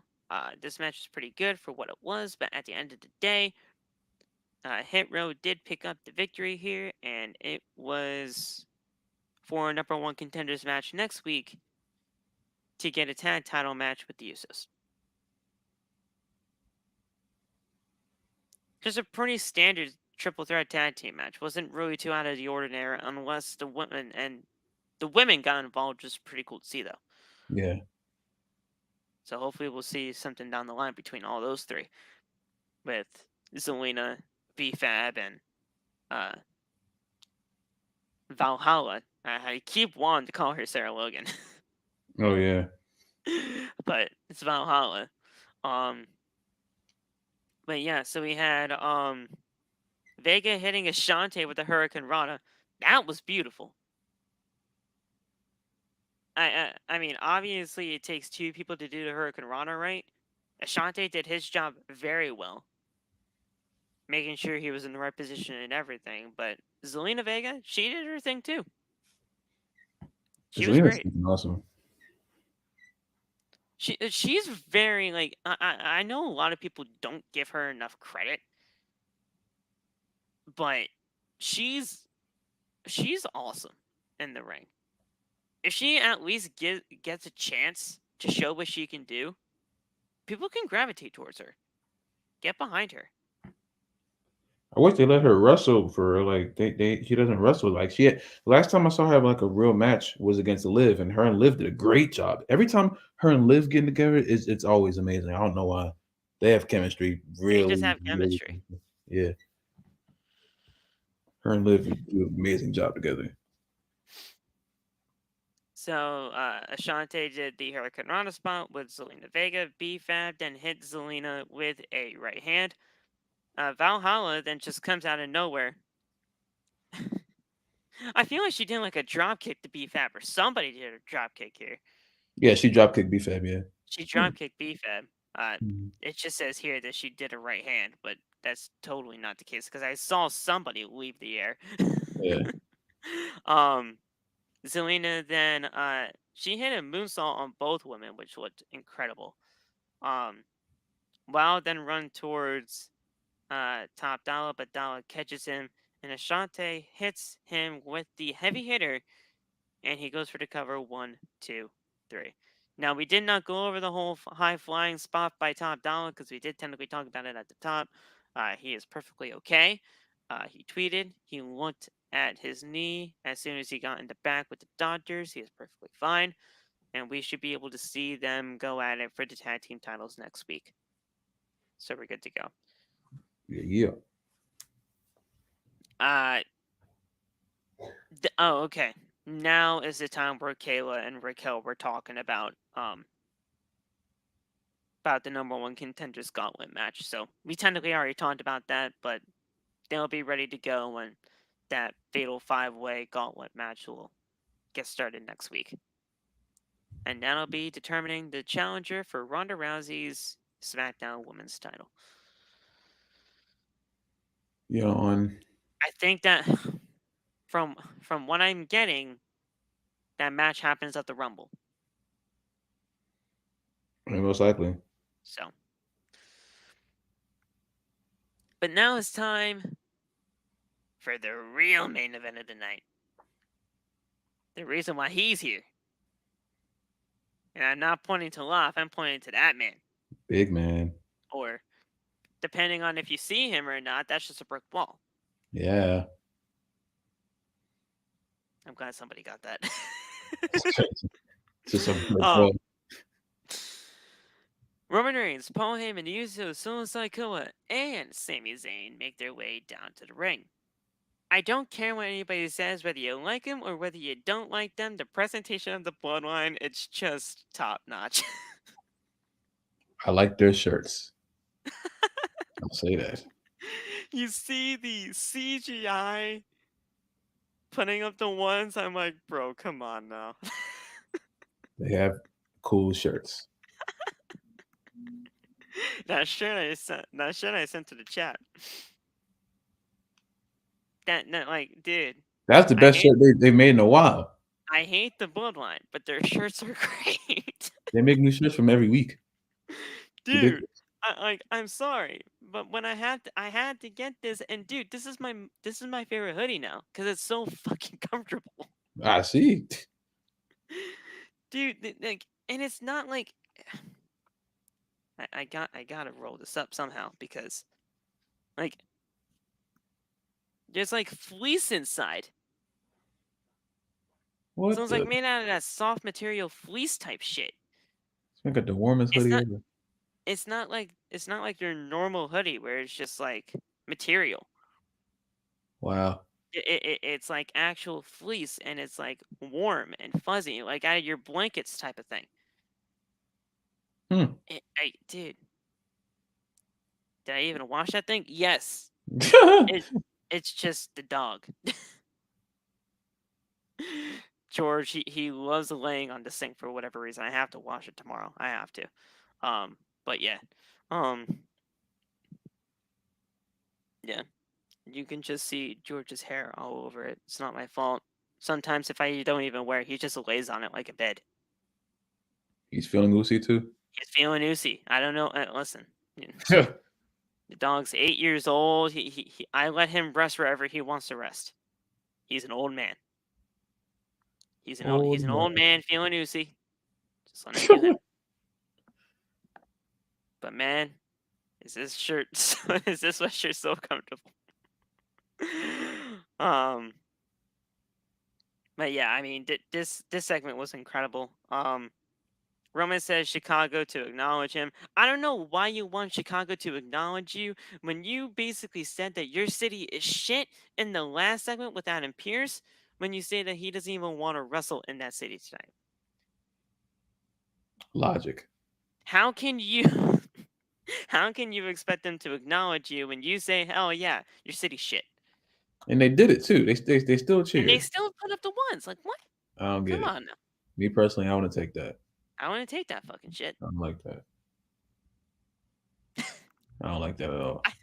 You anytime where we're just not gonna take anything, it's Tony Khan's fault. That video is still the most funniest video I've seen in my life. Tony Khan made that a meme for everything in pro wrestling. He was pissed. If you're not liking anything in pro wrestling, you ain't gonna take that fucking shit. That was top 10 moment this year. Absolutely hilarious. So Roman says that he hasn't seen his bloodline since War Games, which is, I feel like that's just a completely false statement. Because how do you not see your own cousins throughout the entire time during live events or whatever? Half the things he says make no sense. I mean, I don't know. I don't I get feel it. like that's just blasphemy. Um, and yes, technically you are kind of true there, Josh. One person that Chicago will probably only acknowledge is Punk, but even at this point now, with everything that's going on, I don't even think they would. Actually, no. I'm Yeah, probably yeah, wrong on that. They probably would. yeah. They probably most likely. They probably would. After everything that happened, they would. Either way, either way. Yeah, things happen. Um, oh, and to the people that keep asking me, do I want Punk back in WWE? Fuck no, Oh God. no. And Yeah, and, and, yeah. and, I'm looking at this. I'm sorry. We'll get back. But I'm looking at this in a point of view where Punk wants to be at right now. Punk wants to be at the top. In any scenario in WWE right now, do you see Punk anywhere near the top spot? No. Exactly. He's not beating Roman. He's not beating Cody. He's not beating anybody that's on that top level of a WWE superstar right now. He doesn't fit anywhere. And the only Nope. place that he wants to fit is the very top. He is not the right fit for this company, especially in 2022 with Triple H at the helm. And Triple H is the one that he had a lot of issues with in the first place. They Yeah. put that into a fucking story back then. He's old He does school not need to come back.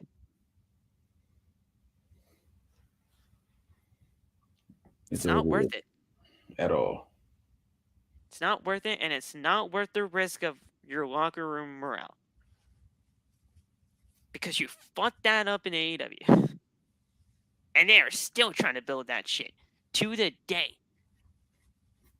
Now it's actually looking a lot different now. And we're seeing a lot better shows now because of it. But Hmm. and we are seeing a lot better shows because of Punk not being there. But it's not worth the risk. It's not worth risking your locker room and company morale on one guy named Phil Brooks who just wants to be at the top and nowhere else. Yeah.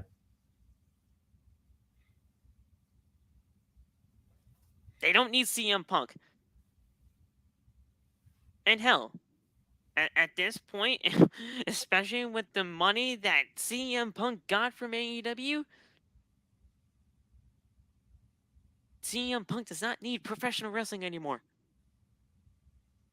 He made a lot of fucking money in AEW. Yeah, we know that. Yeah. Tony He does Khan's not pretty need simple there. them. They don't need him. You don't want the headache. Get out. Just leave it alone. And people continue to ask me that too. I'm like, listen, man, I don't care for him. I don't. As much as I was a CM Punk fan back in the day, it's not worth it now. Was I happy that he returned? Everybody was happy that he returned. Hell, even this one was. He was at Rampage with us. That Rampage was incredible. Seeing him back after 7 years away. He had good matches back then. He had good matches and continued to have them. And then the match with Hangman happened. Hell breaks loose. The match with Hangman happened. The man tries to do the buckshot. Falls on his ass. Tries to go again. Falls on his ass. Tears his triceps, even though that wasn't with Hangman. That was the other one.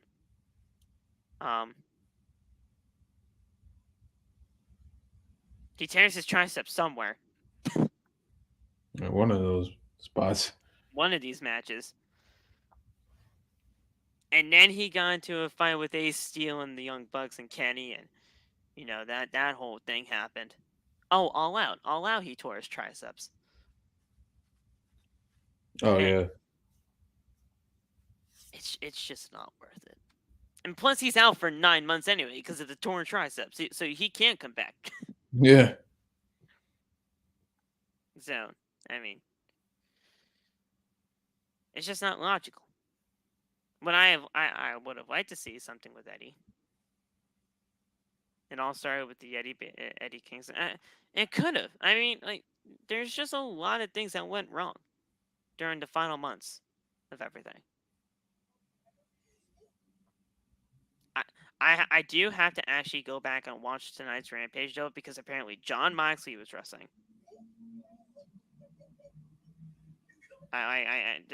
Apparently, like, there's something with Hangman and Jon Moxley that happened on Rampage tonight. Orange Cassidy wrestled. That's not something you would enjoy, but I know that. I know something big happened on Rampage tonight, so I might actually have to go back. But yeah, just not a good look for WWE if they want to bring him back. Haven't seen the Bloodline since War Games. Roman shakes all. He bumps all their shoulders. He even bumped Sammy's. He says, "Tonight is the night. Every night is a good night for the Bloodline, for the Tribal Chief, but tonight is not going to be a good night for Sami Zayn." And I was like, "Oh shit! What happened? What'd he do?" And you see Sami Zayn's face in all this. Sami Zayn's face is like, "Oh shit! What the fuck did I do? Did I do something?" He's trying to like think in the back of his head, like, what did I do this week? So he's like, he has no idea what the fuck he did. He says, "Listen, we have a big problem here, and that problem is a KO problem. Roman tells Zayn Owens is the problem. He won't leave him alone. And if he is the problem for Zayn, he is the problem for Roman. And if he's a problem for Roman, he's a problem with the bloodline. But he has a solution. He tells Zayn that he is going to be teaming up with him next week in a tag team match against Owens, where he has to find his own tag partner. They are going to get rid of Owens together and never hear from him again. Or never see him again. Zayn then tells Roman he is absolutely right. After all this time, Owens keeps telling him and keeps trying to bring him down. He tells everyone that he is Kevin Owens' only friend. And I was like, oh, you're still friends? You're still friends with him? You guys still talking?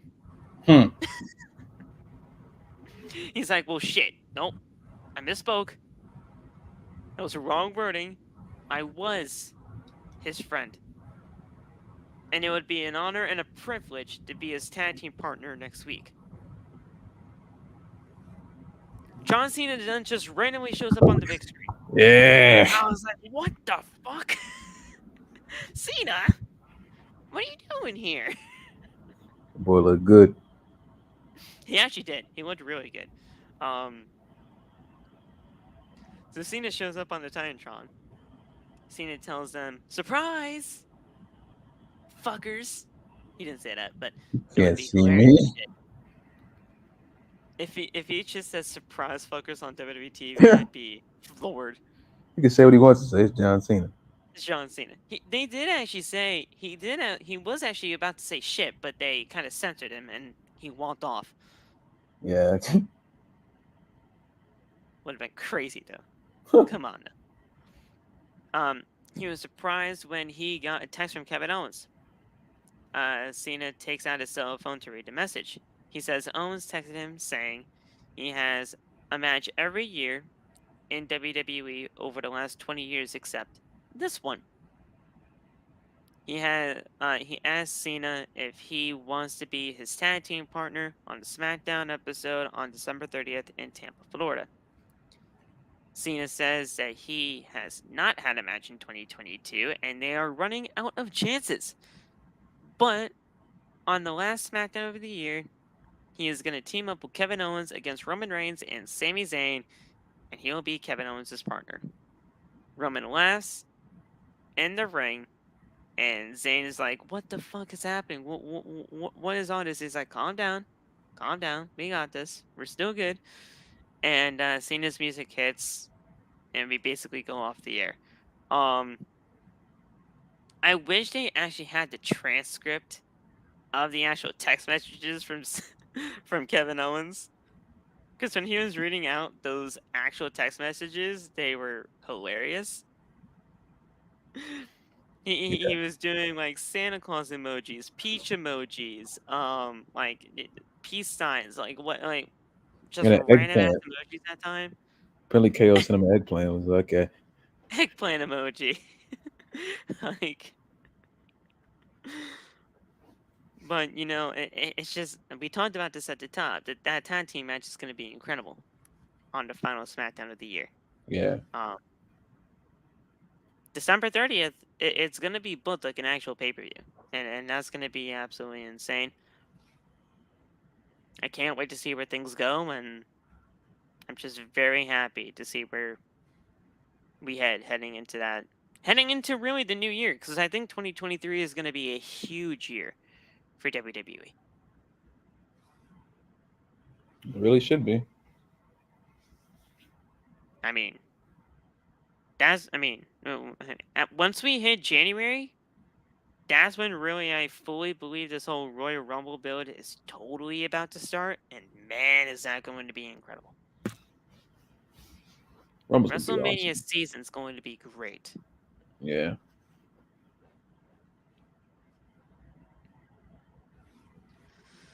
But yeah, Asher SmackDown, definitely one of the best SmackDowns of the Triple H era. We loved every second of it.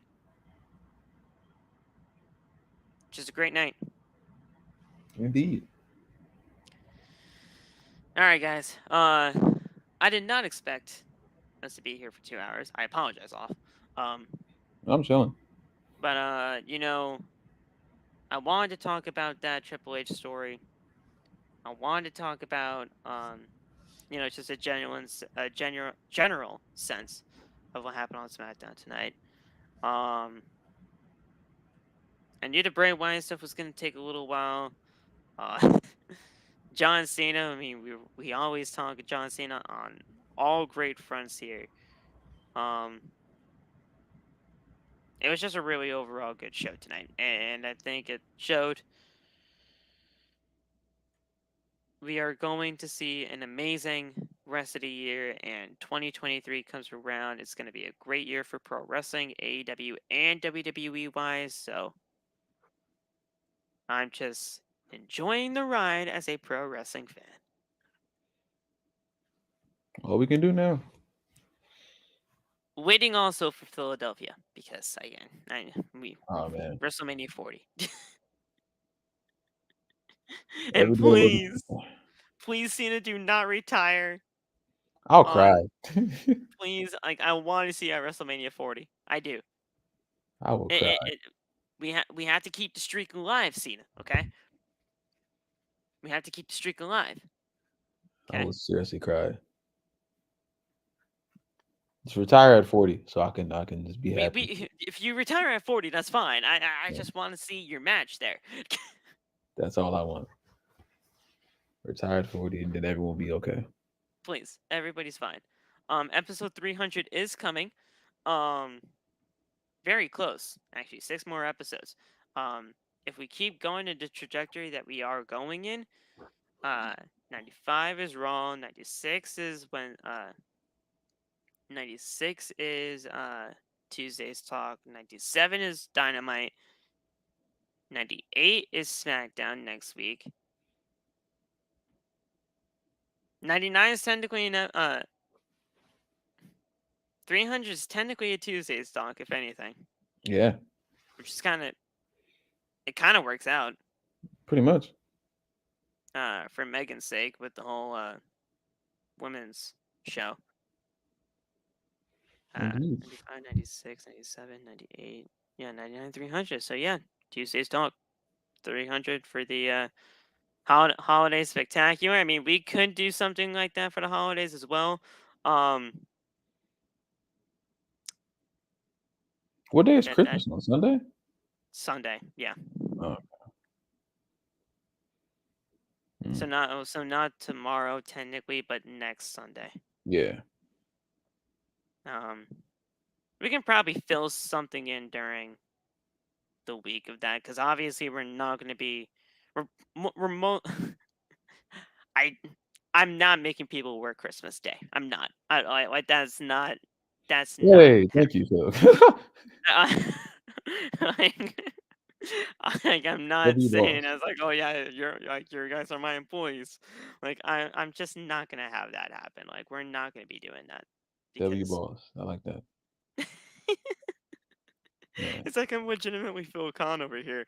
Want to work on that shit. Honestly, hell, Triple H is having the week off for people.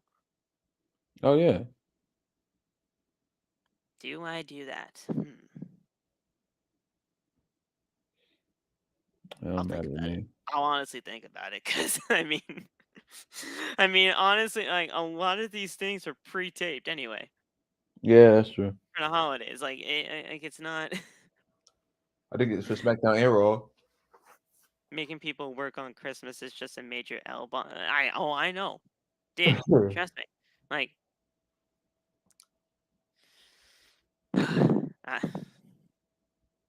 there's some Christmas party actually happening at my work, like on the 23rd, I think. It's like happening at like, oh wait, yeah, I have the actual note right here, because this note is just they just hid this in my check, and I'm like, what the hell is this here? Christmas party in the break room, Friday, December 23rd at 11:30 a.m. Wow. All right. and my shift starts at 2. What? Yeah, I work on the day before Christmas Eve. Christmas Eve Eve. On Christmas Eve. Yeah. Damn. I worked that Monday, Tuesday, Wednesday, Thursday, and Friday. But yeah, Damn. just sad, sad. Huh. But apparently, the 24th to like the 2nd of January, I'm off. That's good. So she was actually being like Triple H and actually giving the Christmas week off. It's kind of crazy because I actually didn't get that last year. That's really It's good. not 9 to 5. It's like 2 to 6, but still, it feels like a 9 to 5. It feels like a 9 to 5 at times. But yeah, guys, we appreciate you for coming on by. Uh, have a good rest of the night, guys. Stay safe. God bless. Merry Christmas if we don't see you this week. Um, and yeah, have a good rest of the night. Oh, and by the way, Tribute to the Troops technically takes place tonight. Oh shit. Yeah. I'm not gonna be reviewing that. I'm sorry. I'll I, watch it. I mean, I'll watch it. I'll probably live tweet during the show because I mean it's tribute to the troops. It is the 20th anniversary, which yeah. is really cool, and they really should have something for the 20th anniversary, but it's not really worth coming on in here for like an hour to talk about 3 matches that are already leaked and Yeah. already made like the winners were already announced basically. Mm-hmm. Like it's not worth it. I'm sorry. I feel But you. but yeah, I mean if you guys don't follow me on Twitter, go check me out when it comes to all of that. You guys can definitely see me live tweet during the rest of that thing. If you guys have do you have anything to plug before we have to get out of here? Um, Follow me on Twitch. I'll be live streaming either tomorrow morning / afternoon or night. I have to go to a Christmas party. I ain't gonna lie. I want to stream really bad, and like Yeah. I just I know after the Christmas party I'm gonna be super duper tired, but that's just the way it is. But yeah, just follow me on Twitch. We just hit 1,000 like a few days ago. Um, we be on there watching some crazy stuff. So if you want to come on down, talk about wrestling, um, infidelity and relationships, um, some other crazy shit. It's cool Come that on you're down. actually bringing in like just watching stuff now that you have a PC now Yeah, instead it of makes just gaming. It's it, cool. it makes it much easier for me. You know, I enjoy the PlayStation stuff, but at the same time, I think it's much more interactive. Just like me, just like chilling. So I'm not like just always watching. I'm just chilling. That makes it more relaxed. I think so. His Twitch is down in the description. All of our real social medias are and everything like that. I got like our Twitters, our Twitches, and like Instagrams, and hell, even like all of our TikToks are obviously down there anyway. So, but yeah, um, I'm starting my Twitch really like I am hunkering down everything at the beginning of 2023. I'm getting everything all set and ready to go once I get my new laptop and everything that I know will be able to support Twitch in the way that I want it to. This laptop never worked for Twitch at all in Yeah, any sense of the imagination. So, and we all know that this laptop that I've been working on has been hanging by a thread for a long time. yeah, So, once the new laptop comes in, that laptop will be able to support my Twitch journey. In 2023, I will be really getting to start on that thing yeah, because Twitch is easily a platform to where I know you can see some growth if you just continue that grind for it. Yeah. and it's just a fun time. I see I see a lot of people just going on there and having fun with it. Yeah. That's all.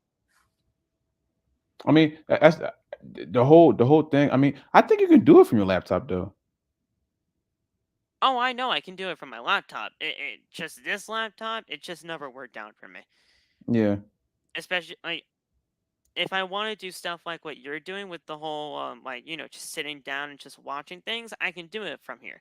I could. Yeah. But like if I'm gonna bring in like the whole universe mode aspect, because I will be doing that Ring of Honor stuff or Mhm. Impact, I should say, the Impact stuff with all of that, then Yeah. I need like a good supporting laptop from that. Yeah. And this just doesn't support it. Yeah, I feel you. So, um, but yeah, 2023, I will be able to get there and we'll be good to go. So we'll see. And I think there's something on Twitch, it's, like, called, like, guest host or something. I think we can, like, do, like, duet lives like you can on TikTok. I think you can do the same thing on Twitch. I don't know Oh, how you do it, but I saw that yesterday, so I don't know. We could try it out tomorrow and see what happens. that's cool, actually. Yeah. But I think it's called guest host. I think you have to be live at the same time, Oh, okay. but I don't know how that shit works, but yeah. Hmm, we'll try it. If it is Yeah. possible. So, Yeah. yeah, guys. Appreciate you guys for being on in here. Like, subscribe, share, all that good stuff. Follow us all on the social medias down in the description, and we will talk to you guys later. Have a good night, guys. Peace. Yeah. Yeah.